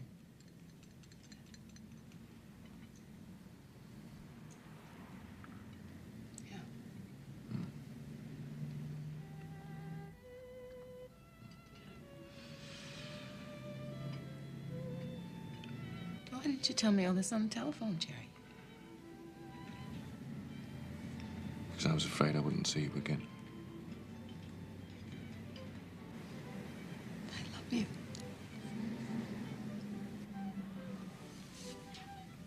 I don't understand why you love me. You don't understand why I do or that I do. Which? Oh, I don't understand either.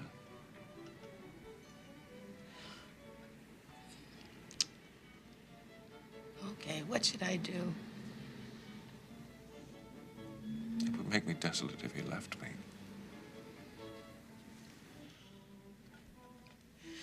God, if you would just... You know what? If you would just love yourself more, Really, you'd be freer to love me and your wife and your family and your work, too. I can't understand that. How can I love myself more? No, you've spent your whole life, it seems like, devoting yourself to helping others, unaware completely of what you might want for yourself. Yes, well. All right. Now, as I see it, there are 3 possible solutions. 1, we continue this deception, both politically and personally. 2, we affect your solution. And 3, Wait a minute, wait. What's my solution?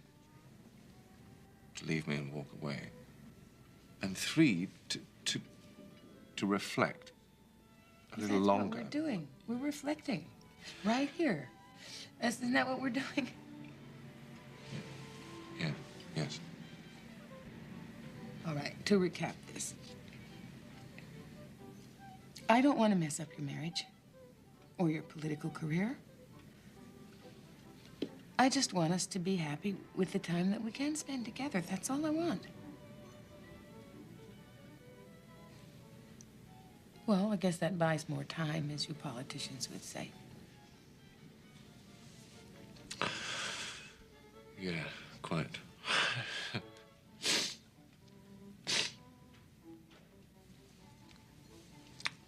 Look, I have a meeting about 200 miles from here. I won't be back till the day after tomorrow. Can you find something to occupy your time? Sure I can. I'm very resourceful, you know. I have some things I want to do while I'm here anyway. What's that? Oh, I'll tell you about it when you get back.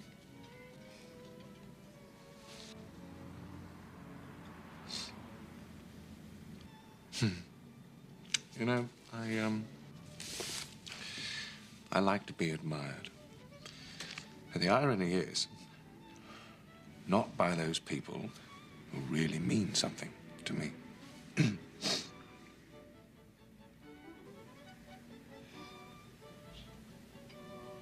That about says it all, doesn't it?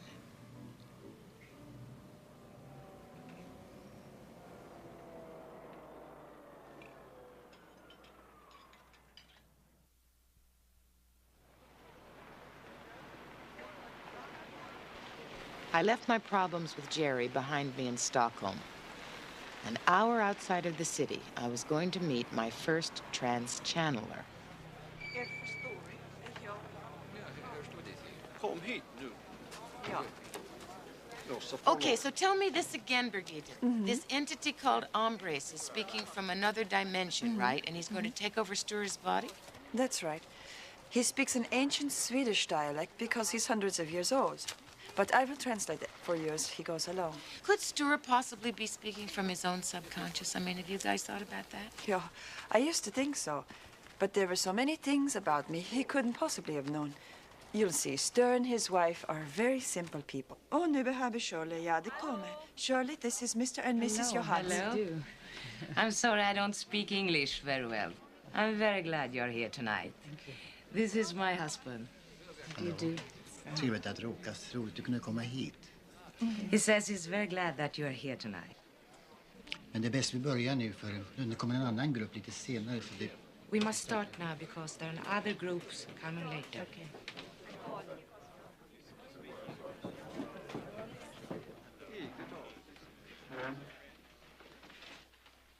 Kan vi få stillhet?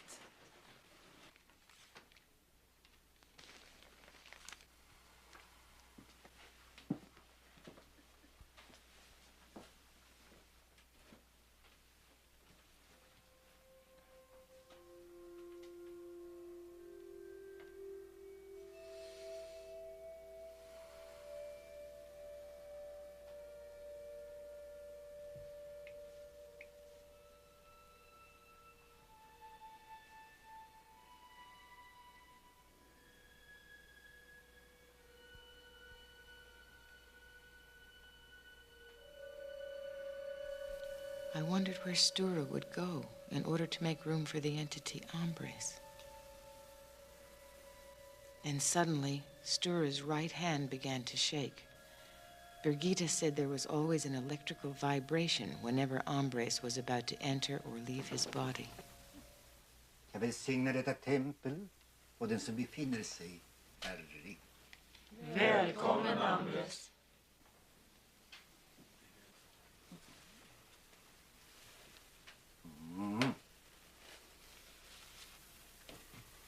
I noticed that Stura's eyes were closed. Birgitta said that Hombres didn't want to use Stura's eyes.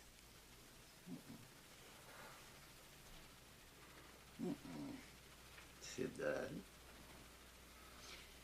Skudemorgon, jag är här.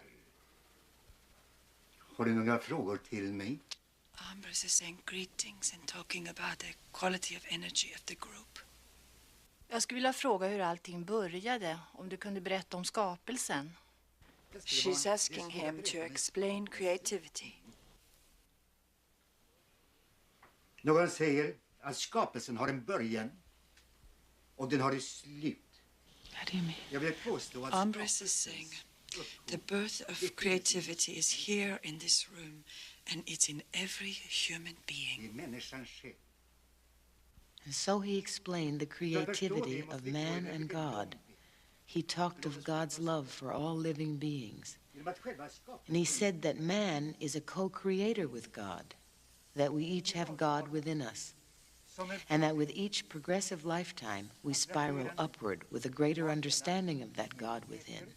He said it may not appear as though we're progressing, but we are. Är således det yttersta målet för detta kosmos ursprung där denna. During the next hour and a half, people asked Hombres all kinds of questions covering a wide variety of topics. They ranged from personal matters to spiritual energy. Someone asked about the future of the planet. Hombres answered with a spiritual prophecy. Varför det var så att Atlantis måste... Someone asked about Atlantis. He said that it disappeared because their technical knowledge exceeded their spiritual wisdom. Egyptens pyramider har alltid Someone else asked about the Great Pyramid at Giza. Men kungens kammare befinner sig vid en viss måttenhet inom pyramiden. He said that it was a library in stone, which we would soon learn to read. Långt senare, tusentals år senare, pyramidens uppkomst. The range of his knowledge seemed unlimited. Then Turid said her husband was losing his energy, that Hombres would have to leave his body.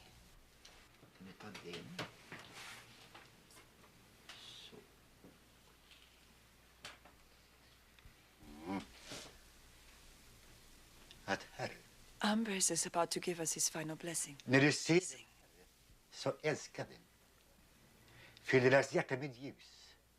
Ge dem kunskap. Jag vill välsigna dem alla i ditt namn. So, Lord, when you see them, love them, och den helige and fill their hearts with light. Amen. Amen.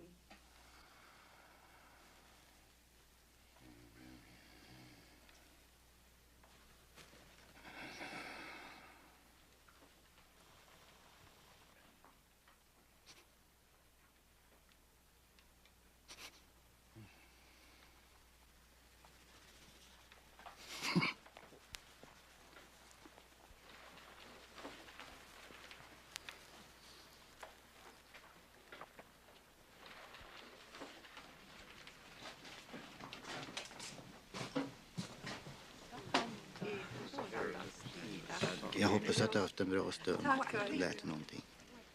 He says he hopes you learned something. He needs to rest now.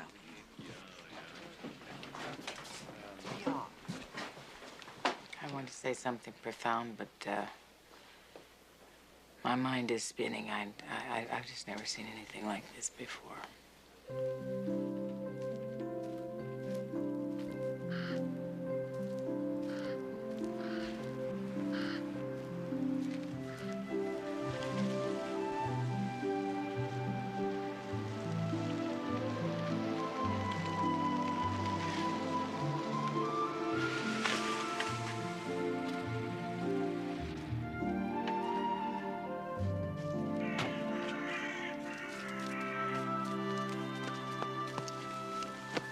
missed you.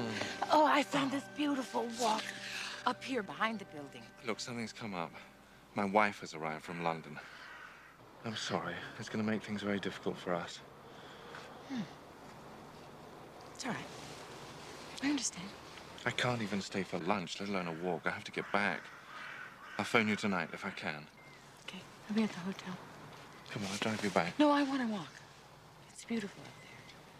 You sure? Yes, I understand.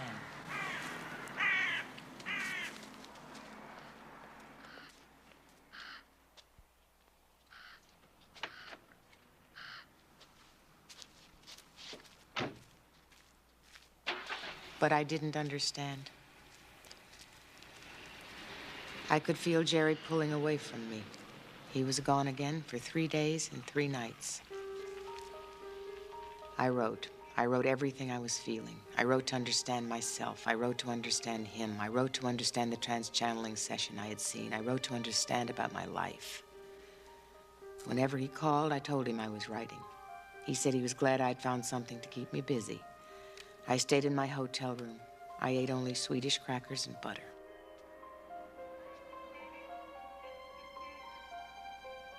I watched 6 layers of snow fall and melt on the street. I watched the ferry boats glide in the icy water below. I couldn't exercise. I was too depressed, too driven. I became the furniture, the carpet, the cold hotel room. I went out to walk in the silent snow. Had Jerry and I written these roles for ourselves? Was I with him only to learn about myself? Was he with me to learn about himself? Oh, how I longed to talk with him about everything I was thinking and wondering. Finally, at the end of the week, I brought it up. So I just feel that I might know me better, and you better, and us better, if we looked into this question of living before. How would you do that, my darling? You always use my darling when you're patronizing me. I'm sorry. I don't mean to. I think I could find out through trans-channeling. What the hell is trans-channeling? There's someone here in Sweden, and he goes into a trance and channels disembodied spiritual entities. It is so fascinating, Jerry. Yes, and what happens is people come from all over asking questions about medical things in their past lives. It is God, so Shirley, have you been going to mediums? Why do you make it sound like a dirty word? I think we have to talk about this. I mean, what exactly is it that you've been doing? I'll tell you if you'll listen. Try to be a little open-minded about it, though, because it's really an interesting other dimension. Imagine a telephone. You know, when you talk on a telephone, you're not talking to the telephone, you're talking to the person who's speaking through it. Isn't it obvious this stuff is crazy? These mediums are psychos. They're weird. They're dragging up imaginings from their own subconscious. You can't actually believe that they're communicating with spirits. They're not communicating with spirits. They're channeling, Jerry. They're not even aware of what's being said. Whatever they're doing, it's rubbish. They do it for money, exploiting gullible people who want to be told some sugary nonsense about dead relatives or some other damn thing. Edgar Casey took no money, and this guy only takes what people volunteer. Why in the name of God do you have to get involved in this sort of thing? You just said it. What? God. I want to know what God is. I want to know where we fit to God. I want to know where we come from, and I want to know what happens after we die. Aren't you interested in whether this is all there is? I don't want to know. Why?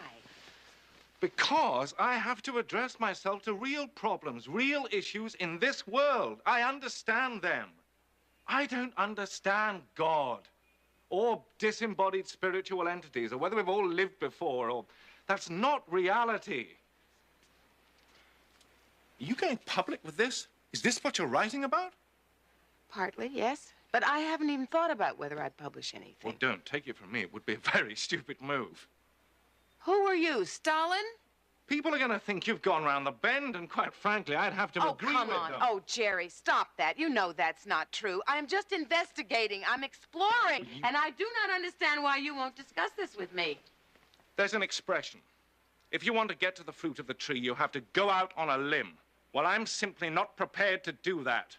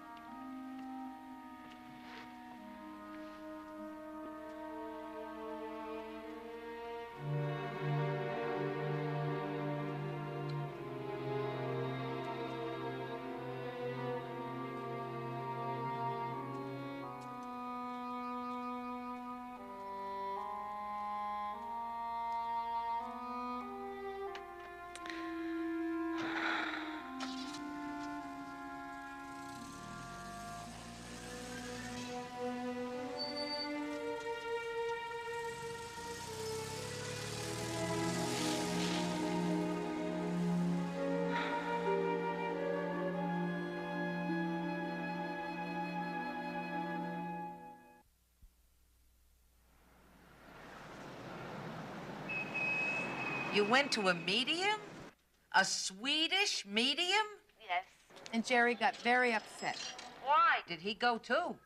Oh, it's too complicated to go into. Listen, I'm changing planes. Can you meet me in California? When can you come? I've got to talk, Bella. Actually, I'll be out there in 2 weeks. I got news for you. I'm gonna run for mayor. Great, finally a decision. Yeah, well, I have some fundraisers out there. Californians love me. Besides, they got money.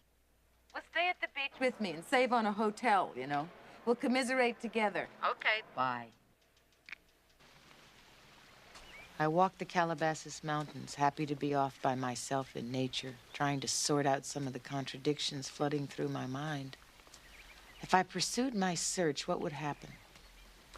Jerry certainly found it very threatening. Was our relationship going to break up over this? And was he the first of many who would think I'd gone too far out on a limb? Hello, Shirley. Hello, Kat. Oh, good to see you. How are you? Great. Hey, I saw hombres. Did you hear? I heard. What did you feel? Amazed. I don't know what to think about It's not what you thought. That's what you felt. Well, I couldn't very well feel in Swedish, you know. I would like to feel it in English. Do you know any medium that speaks English? As a matter of fact, I do. I just met him. His name's Kevin Ryerson. He's studied in depth at the Association of Research and Enlightenment. You know, the Edgar Cayce Foundation. Yeah. Does he do private sessions? You think he'd come to my house? I don't see why not. What's he like?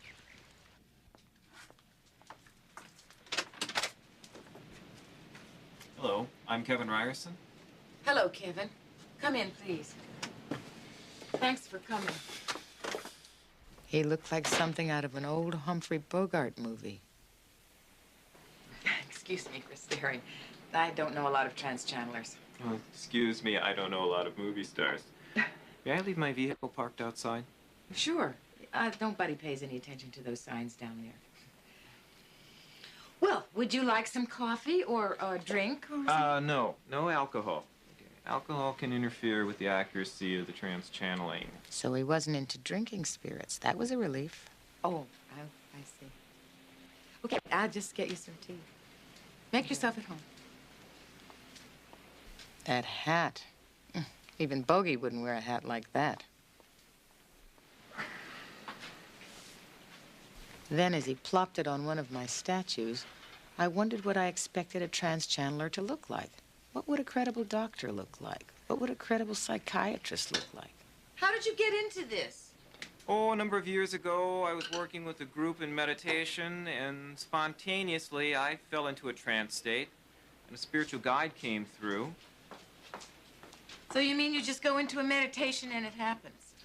Well, at first, it was a little unsettling, but eventually, when I began to realize it helped people, I just relaxed with it and let it transpire.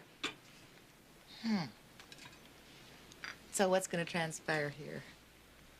Well, there's 4 different entities that may speak through. There's an entity by the name of John, who many people consider the most knowledgeable. He speaks in a form of biblical lingo. Kevin outlined what seemed like a comic strip of unlikely characters. I felt myself picturing them in my mind as he described each one. Who may speak through. His favorite incarnation was that as an Irish-Scottish pickpocket. Tom is a very earthy entity. He can be very witty. And some people consider him just a little bit too amusing to take too seriously. Okay. Well, do we each have our own spiritual guides? Every soul on this planet has their own form of guidance or their own spiritual guide. Your guide or your guidance is available to you if you'll just make yourself aware of it. Well, shall we begin? Let's begin.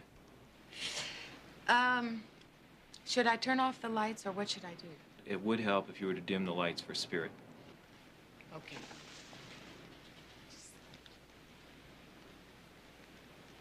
How's that? That's good. And, can I use a tape recorder? Is that all right? Taping is encouraged. Take some notes here if I want to. Okay, let's go ahead and begin. Okay.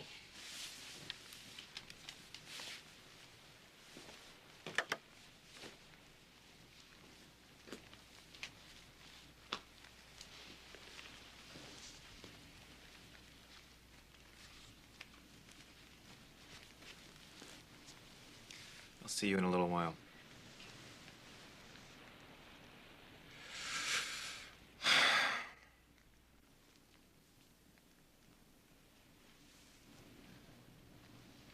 I wondered how he could put himself in a trance state so quickly.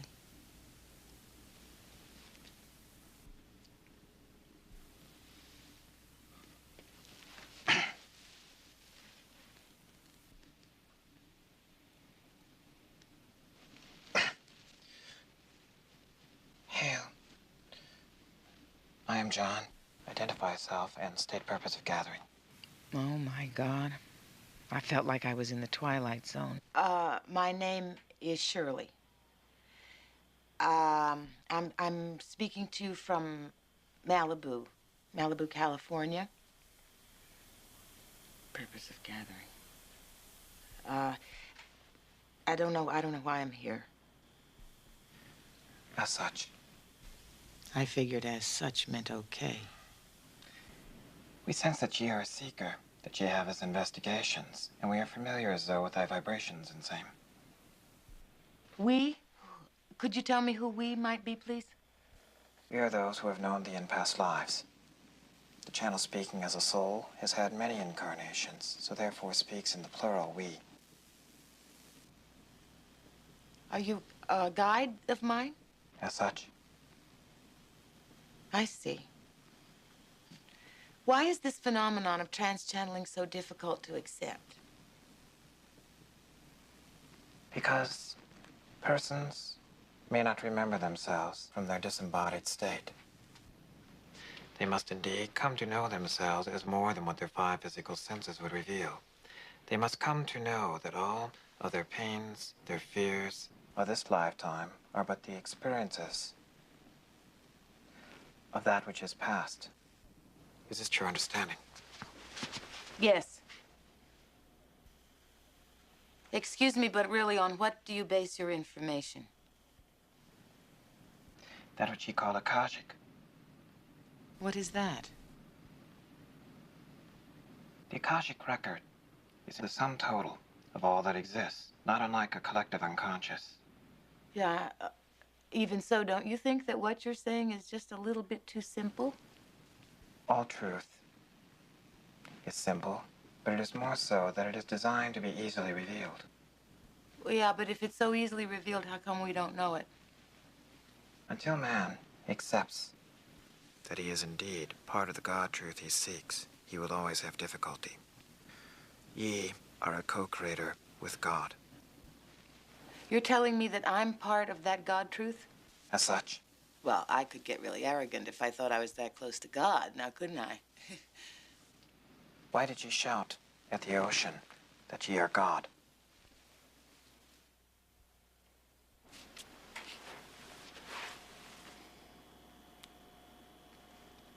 How did you know that? Thy thoughts are clear, and by thy vibrations we may know thee.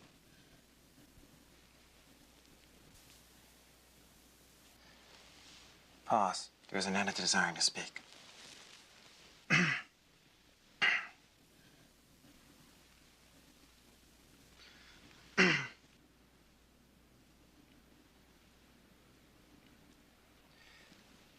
Dear, McPherson here. It'd be Tom McPherson. And how would you be doing out there? Well, now, I'd have to be said, I wasn't expecting quite a reaction that so soon. It was so funny. I could actually feel a new personality coming through Kevin. Is there something wrong with Kevin's throat? Oh, I don't think that you'll be finding that I'm just sort of like adjusting a wee bit more here to the instrument. But the lights in here are a bit on the bright side. I would be requesting, might you have something about that I could dim the lights with? Okay, just a sec. Perhaps something acting as a blindfold or something.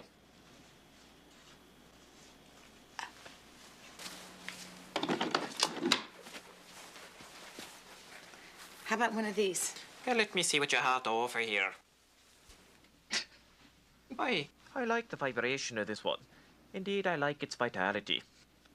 Well, let me see. And now, if I might be tying it up a wee bit here. You see, if the light's too bright, it keeps too much of the instrument here. And I believe it's me that you want and not the instrument. Wouldn't that be right? Now, There's a bit of a rawness to the young man's throat. Would you be having perhaps a bit of a brew about that? I could do something with it. Yeah, this is the tea that I gave him in the cup. Oh, I see. Now, just a moment. My dear lady, I know that it's a bit polite to serve a wee bit of tea, but this is absolutely infinitesimal. I'll be doing something about this. Just a moment. I believe you have a mug about. Would this be so? A mug? I believe so. I can get a mug. No, that's quite all right. If you don't mind, I'd be helping me, sir.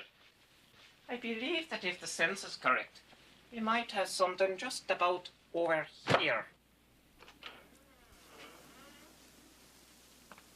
Even with a blindfold, he found the bar behind my wall. How did he do that?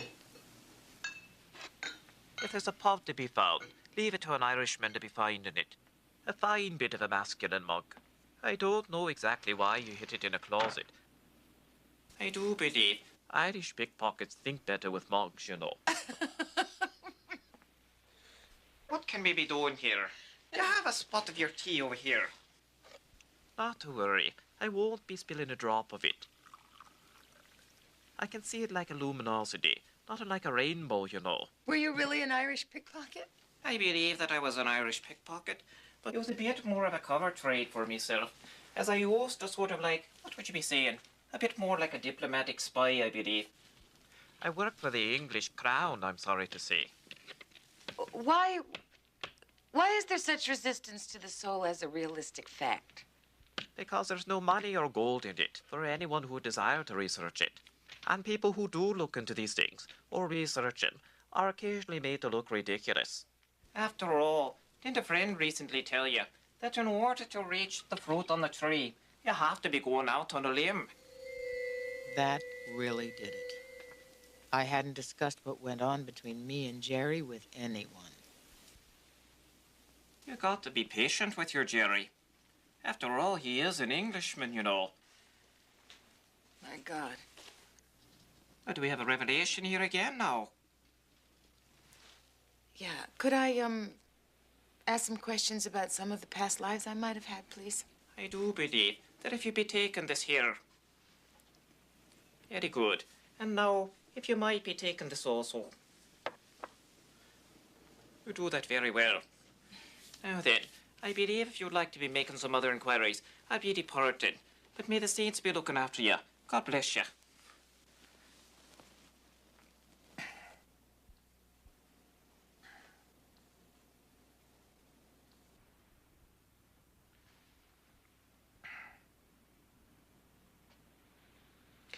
Hale.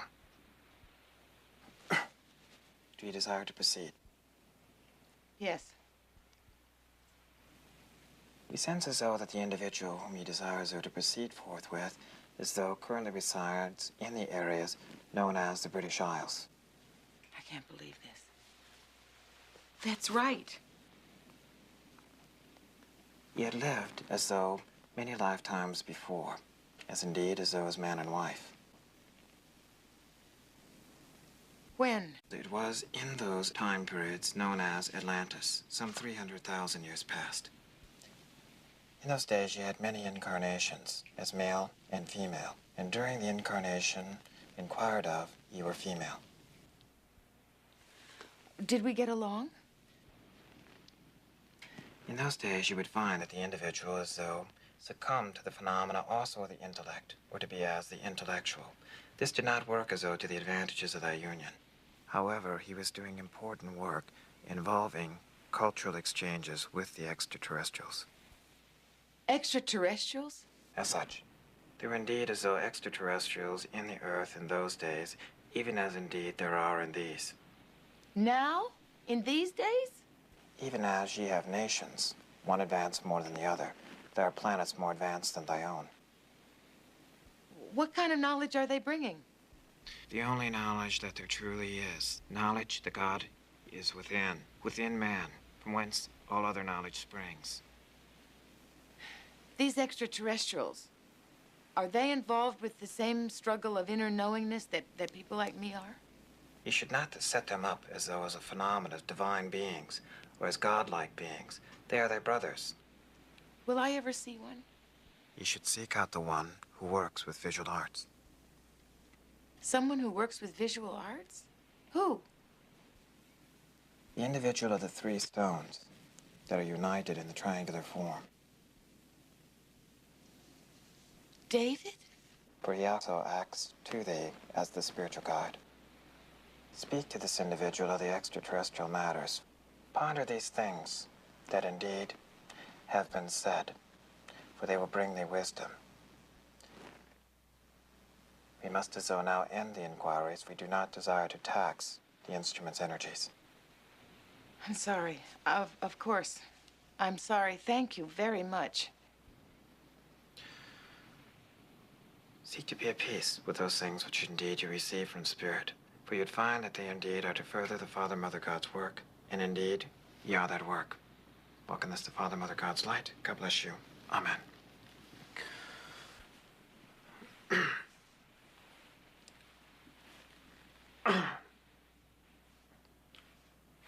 Hello. Hello.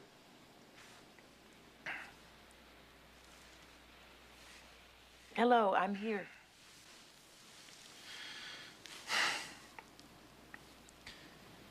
How did it go? Well, when that Tom person came through, he said that you wanted a blindfold, so I put it around. He was bothered by the light somehow. And then he wanted this mug. He said that, well, he knew there was a bar behind my wall there, and he said that Irish pickpockets think better with mugs in their hands. And I didn't know he could manipulate my body that well. What time frame do you have? 8:30. I need to be picking up my lady. Kevin almost seemed like he was still in a trance, as though he wasn't quite conscious yet. How do you feel?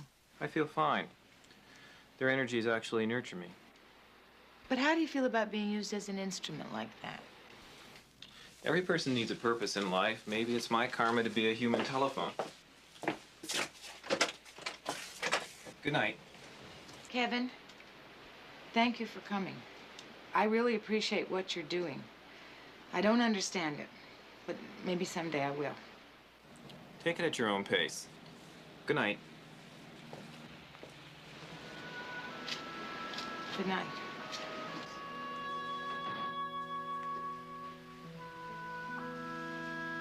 I was vibrating with a strange, almost magnetic energy down my arms.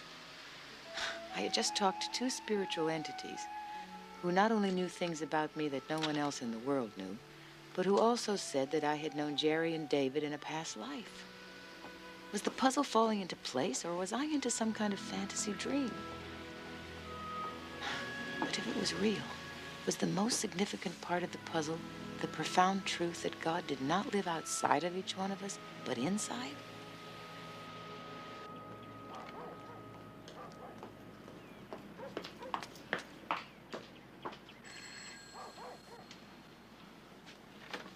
Hi, Shirley. I'm so happy you're home.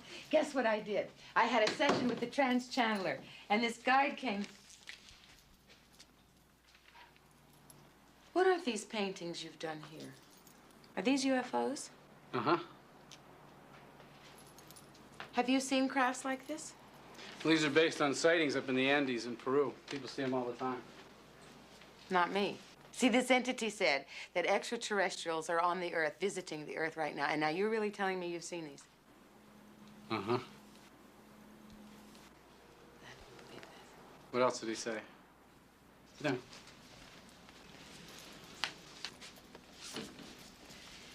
Nothing. He told me about some personal stuff, a past life I had with someone. Want some tea? Sure.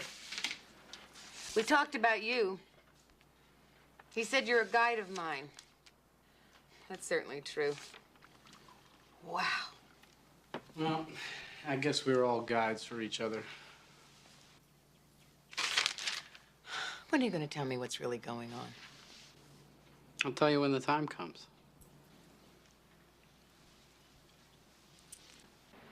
It's weird. It's creepy. How do you know this trans-channeling person wasn't acting? Because I know acting. I do it for a living. For my money, the guy was not acting. There was some other kind of energy in there or something. Maybe he was demented. I don't know what it is, Bella. I just know what I heard, and it made sense to me. Like, all this stuff it's making sense to me. What is it about California that brings out all this spaced-out new stuff? It's not new. It's been around for centuries. Abraham Lincoln invited mediums to the White House and took their advice. Did you know that? Well, what do you expect from a Republican? Ella, what did he tell you about Jerry? He said that we had been married during several incarnations in Atlantis. Atlantis? Did it work out then? No. Actually, it seems that Jerry was as obsessed with his work back then as he is now. What kind of work did he do?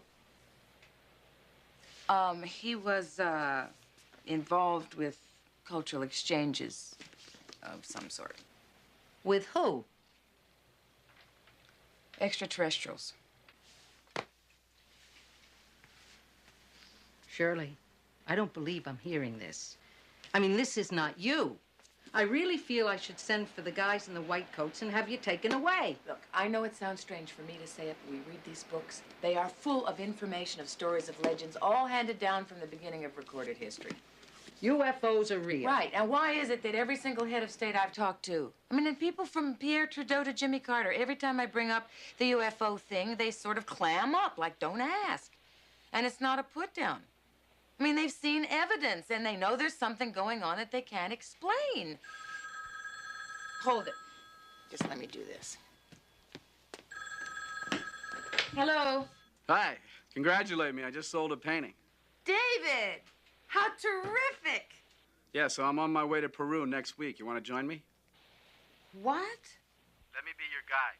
You got to see this place for yourself. But, David... It'll change your whole life. One more step on the spiritual path. You know something? I will. Great. I had a feeling you would. I'll make all the arrangements. Okay. Okay, goodbye. Well, that is that. What's what?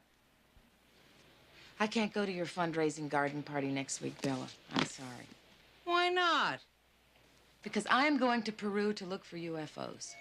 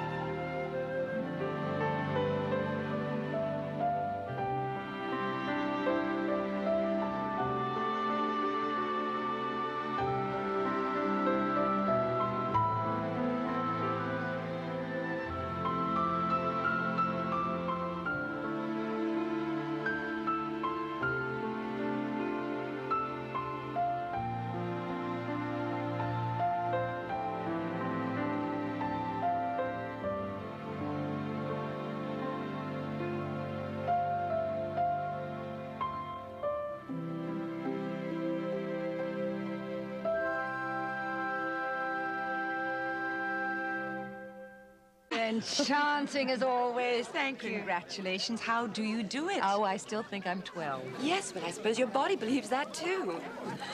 12 going on 45. Yes, well, my husband and I have someone we want you to meet. He can't stay, but he'd love to meet you. Who is it? He's, the tall one by the door, the one with the ginger hair. He's one of the new leaders of our Socialist Party. A good friend, heaven knows why. If elected, he'd probably take my jewels and give them to the poor. He's probably our next prime minister. Can you believe it? Finally, we have our very own dashing JFK. I know you like the way he thinks. I like the way he thinks already. What? Oh, yes. Well, his name is Gerald Stanford. He loved it, to tell you so. Shirley, I'd like you to meet the new Sir Galahad of British politics, Gerald Stanford. Hi. How do you do? Now, if you'd excuse me, I must find Freddie. Thank you, Sarah. Oh, you were wonderful tonight. Thank you. You seem to be in very good shape. Yes, well, It takes care and attention, just like anything does if you want to do it well. Yes, well, I really enjoyed the dancing. Oh, that's good to hear. I like to think of myself as a dancer first. I'm a gypsy, you know. I guess I always will be. Gypsy? Yes, that's a term we use in the theater to describe dancers. It's a very appropriate term. I'm always on the move. Gypsy, yes, I like that. I like your tuxedo. Thank you, yes. As a socialist, I always feel a little uncomfortable in this get-up. But, I'm having to give a speech at a dinner tonight, so... I see. Well, you couldn't wear Bermuda shorts now, could you? But you'd probably look great in anything. I hope the voters appreciate that. Well, I hope so, too, but I don't think I'm going to put it to the test. Can I ask you a personal question? Go ahead. How do you get your hair to fall down over your forehead like that? Does it take a lot of time every morning? No, I just leave it alone. It seems to work better that way. Excuse me, sir. The car is waiting and you are expected. Thank you, David. I'll be right back. Well, I've really enjoyed meeting you. Likewise. Good luck on your speech tonight. Thank you. Shirley, I've got Lou Grade over there. He's been asking for you. Okay, this is my agent, Mort Viner, Jerry Stanford. Mort, how do you do? Nice meeting you. I think if we do the Charleston with him, we may get a deal on the Amelia Earhart thing. Okay. Well, congratulations again. Thanks. Who's that? They tell me he's going to be the next prime minister. Graceful, isn't he? I think you threw him a little. I didn't see Jerry again throughout my London engagement. And although I noticed his name in the papers, I'd almost forgotten our meeting by the time I finished my European tour and returned home.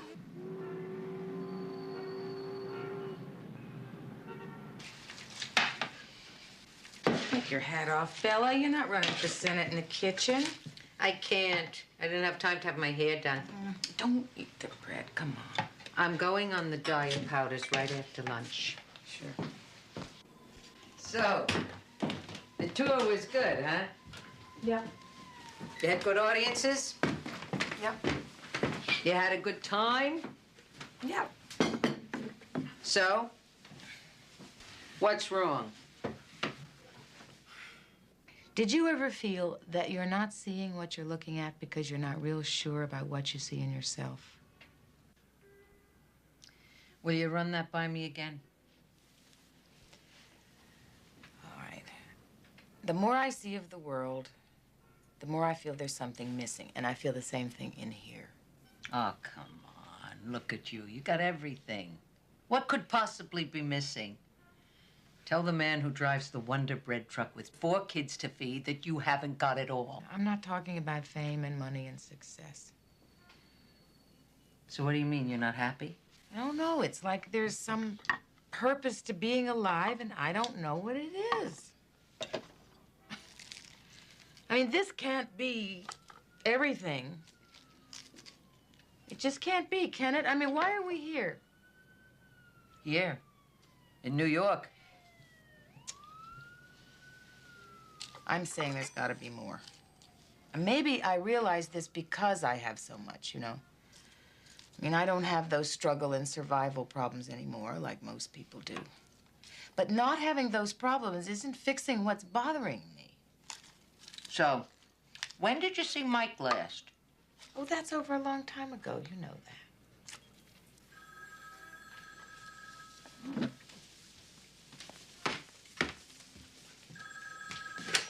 Hello. Hello, this is Jerry Stanford. Who? Jerry Stanford. We met in London after the first night of your show. I was there with Lord and Lady Carlton. They gave me your number. The walk into the closet man. How are you? I'm fine. Will you have dinner with me tonight? Tonight? Yes, I'm here on a conference. Oh. Tonight. Well, all right, I'd love to. Fine, I'll pick you up at about 7:30. I have your address. All right. I am so surprised to hear from you, really. I didn't He hung up. Who was that? Jerry Stanford. Well, I am impressed. He's a remarkable man, my dear. Did you read the poverty speech he gave at the UN? Well, I'm having dinner with him tonight. Not bad. He's brilliant. Well, I mean, he's very intelligent. Well, you know, intelligence has become my new erogenous zone. These are so lovely. Thank you. Pleasure. Would you like a drink? Actually, no. Can we have a drink at the restaurant? I'm rather hungry. I've made a reservation for 8 o'clock. Oh, all right. I'll get my coat. What's this? It's a necklace I had made for those 3 stones. They're from East Africa. This is a Maasai chieftain and his wife. Oh, yes, I remember. You wrote about that trip in one of your books. Did you read my books? Yes, both of them. I like them. Thank you. I liked East Africa. It's a beautiful place. Have you been there? Yes. Yes, it's beautiful, all right, but I couldn't really enjoy it. Why? The economic situation was so horrendous that poverty, all I could see were the problems. Really? Should we go? It's beautiful. Have you heard from the Carltons lately? Sarah, we're old friends. She says that she's going to live it up now because when you get in power, these will be the good old days. Sarah and Freddie are glorious friends, but they zip around London in their limousine and they haven't got a clue about the realities of the world.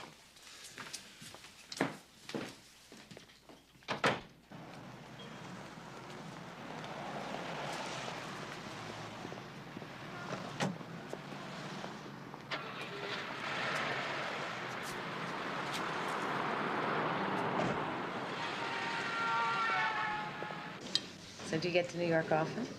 When my work calls for it, yes. I like this city. Could do with some cleaning up, couldn't it? Yes, but you could say that about all the great capitals. They're becoming residences of the very rich or the very poor. Where did you grow up? In Manchester. In a working-class suburb called Cheltenham. We were part of the very poor. I see. Is that why you became a socialist? Oh, no. Those days, all I wanted to be was a football player. Really? Yes, my father used to take me to matches every Saturday. It was his greatest pleasure, and mine, too. What did he do? He worked in the textile factories when there was work. I remember seeing you for the first time in Around the World in 80 Days. Oh, I was a student at the London School of Economics. I had to queue in the rain for hours. A freckled-faced, red-headed person from Virginia playing a Hindu princess, please. It worked for me. Thanks. Well, if I wear a regular watch, somehow time speeds up on me. Well, that seems to be happening in any case, doesn't it?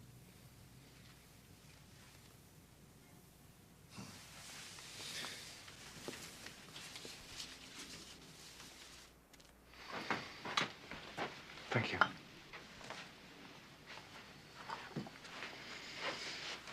Do you come to London often? Yes, it depends on where my work takes me. The world's such a small place, it seems like a golf ball sometimes. I would like to see you again. Thank you. Would you like to see me again? Yes. Well, I would like you to come to London to see me. Or Paris. I often have business there. We could see each other in either city. These are the private numbers in my office. Okay. I should go.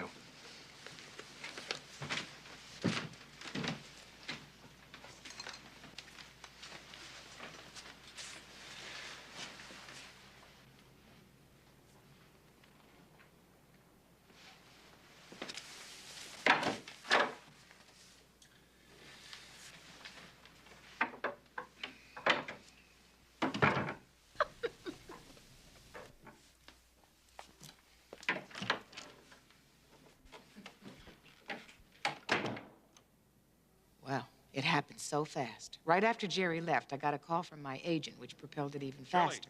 Mort, yeah, we got a shot on the Amelia Earhart script. Right. Now, Fred Zinnemann wants to meet with you in London. Can you get over there right away? Very quickly, I noticed a kind of synchronicity occurring in this relationship. Things just seemed to fall into place. Friends had let me use their apartment in London. I didn't want anyone to recognize me, so I employed the first of my Greta Garbo disguises.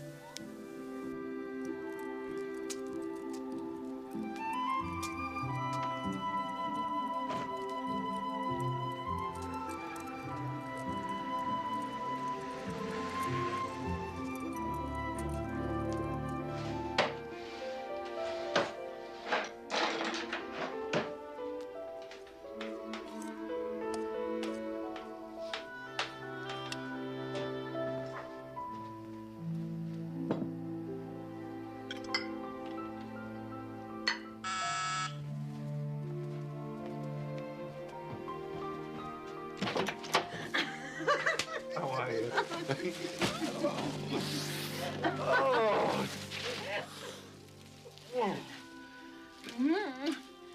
These are for you.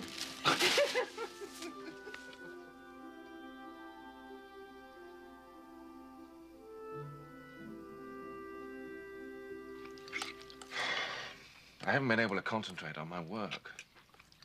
I can't stop thinking about you. I know, me too. You're hungry? Eat. It's really good. Yes, I should eat before I go. What do you mean? I thought you could stay. No, I have to go home. Okay. I can get some time tomorrow afternoon. Okay. I'm sorry. This is as new to me as it is to you. But come with me to Paris next week. I don't have that much to do. We could spend the weekend in the country. What are we getting into here, Jerry? I think we're already in it.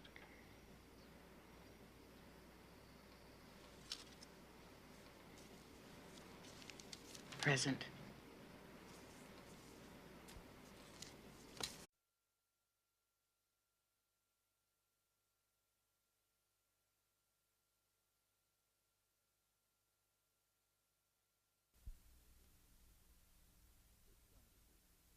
This dramatization is based on Shirley McLane's book, Out on a Limb, her account of a personal spiritual quest. Some of the people presented are composite characters.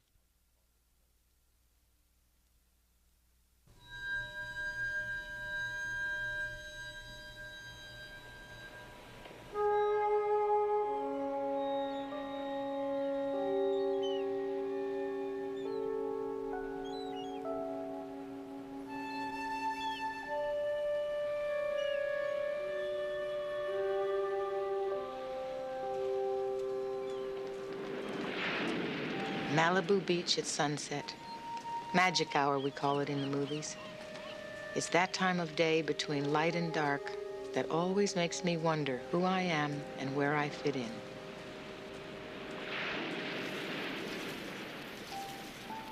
I'm going to tell you a story that changed my life. When I passed 40, I began to ask myself some serious questions because I felt something was missing. Something I knew was there, but I couldn't quite touch. Questions like, why are we here? Do we really die? Have we lived before? Is there life after death? Are we just an accident? You know, simple questions like that. Well, these questions came into focus because of a love affair. Now, this was no ordinary love affair. Well, none of them ever are.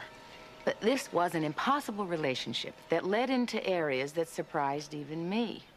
I did not understand then why I felt so compelled to be with this man. Well, I do now.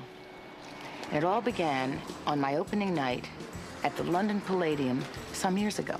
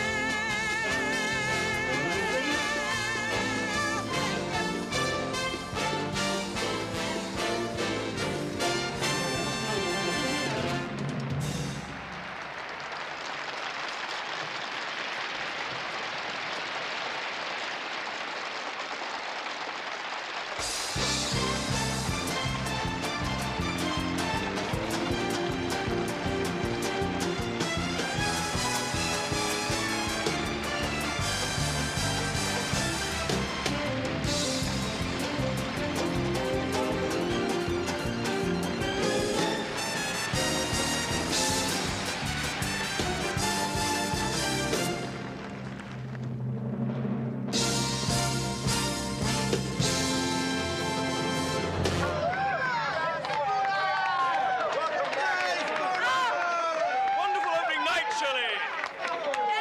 Thank you. You're terrific. Now, champagne and chocolate mousse in my dressing room. And after that, discipline sitting. Dear girl. Sarah. What should we drink to? Why did you call me? Well, I admire your work, of course, and your energy. But most of all, because you seem to be a happy person, and I like that. That's a lovely compliment. Thank you. Well, now you tell me. Why did you accept? Well, people such as yourself are in a position of power to help change people's lives for the better, and I find that extremely attractive. Thank you.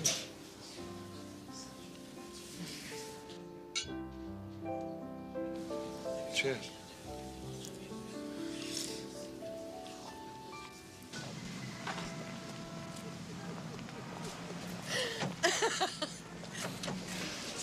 Jerry, Yes. as a socialist, how do you feel about having this limousine? I didn't order it. The conference people did. Why did you accept? It just follows me around. Why don't we walk and see if it follows us?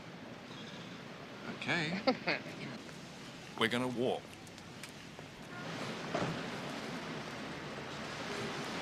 What's it like being a socialist when you have to work with communists?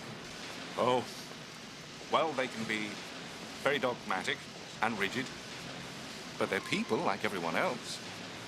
In this country, though, you consider them godless. Well, they are, aren't they? Yes, I suppose they are. But they don't have horns and tails. Besides, in a democracy, one has to recognize them. It's no use ignoring the fact that a lot of the world's people support Marxist views, as my wife is always telling me. Oh, you're married? Oh, yes. Very. 18 years. Children? Yes, 2 daughters. Teenagers now. Are you married?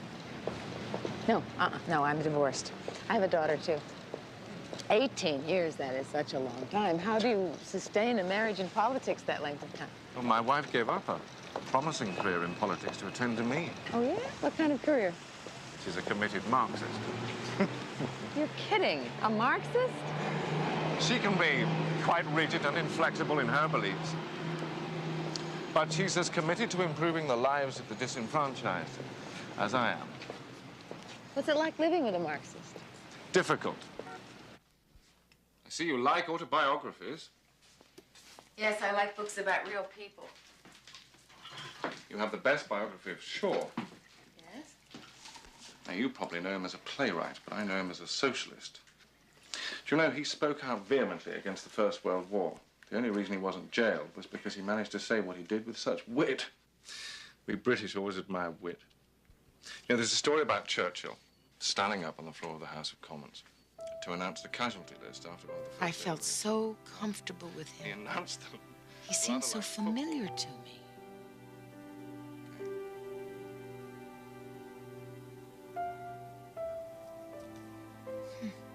It was as though I had known him all my life. This mysterious attraction was part of the puzzle I would put together later.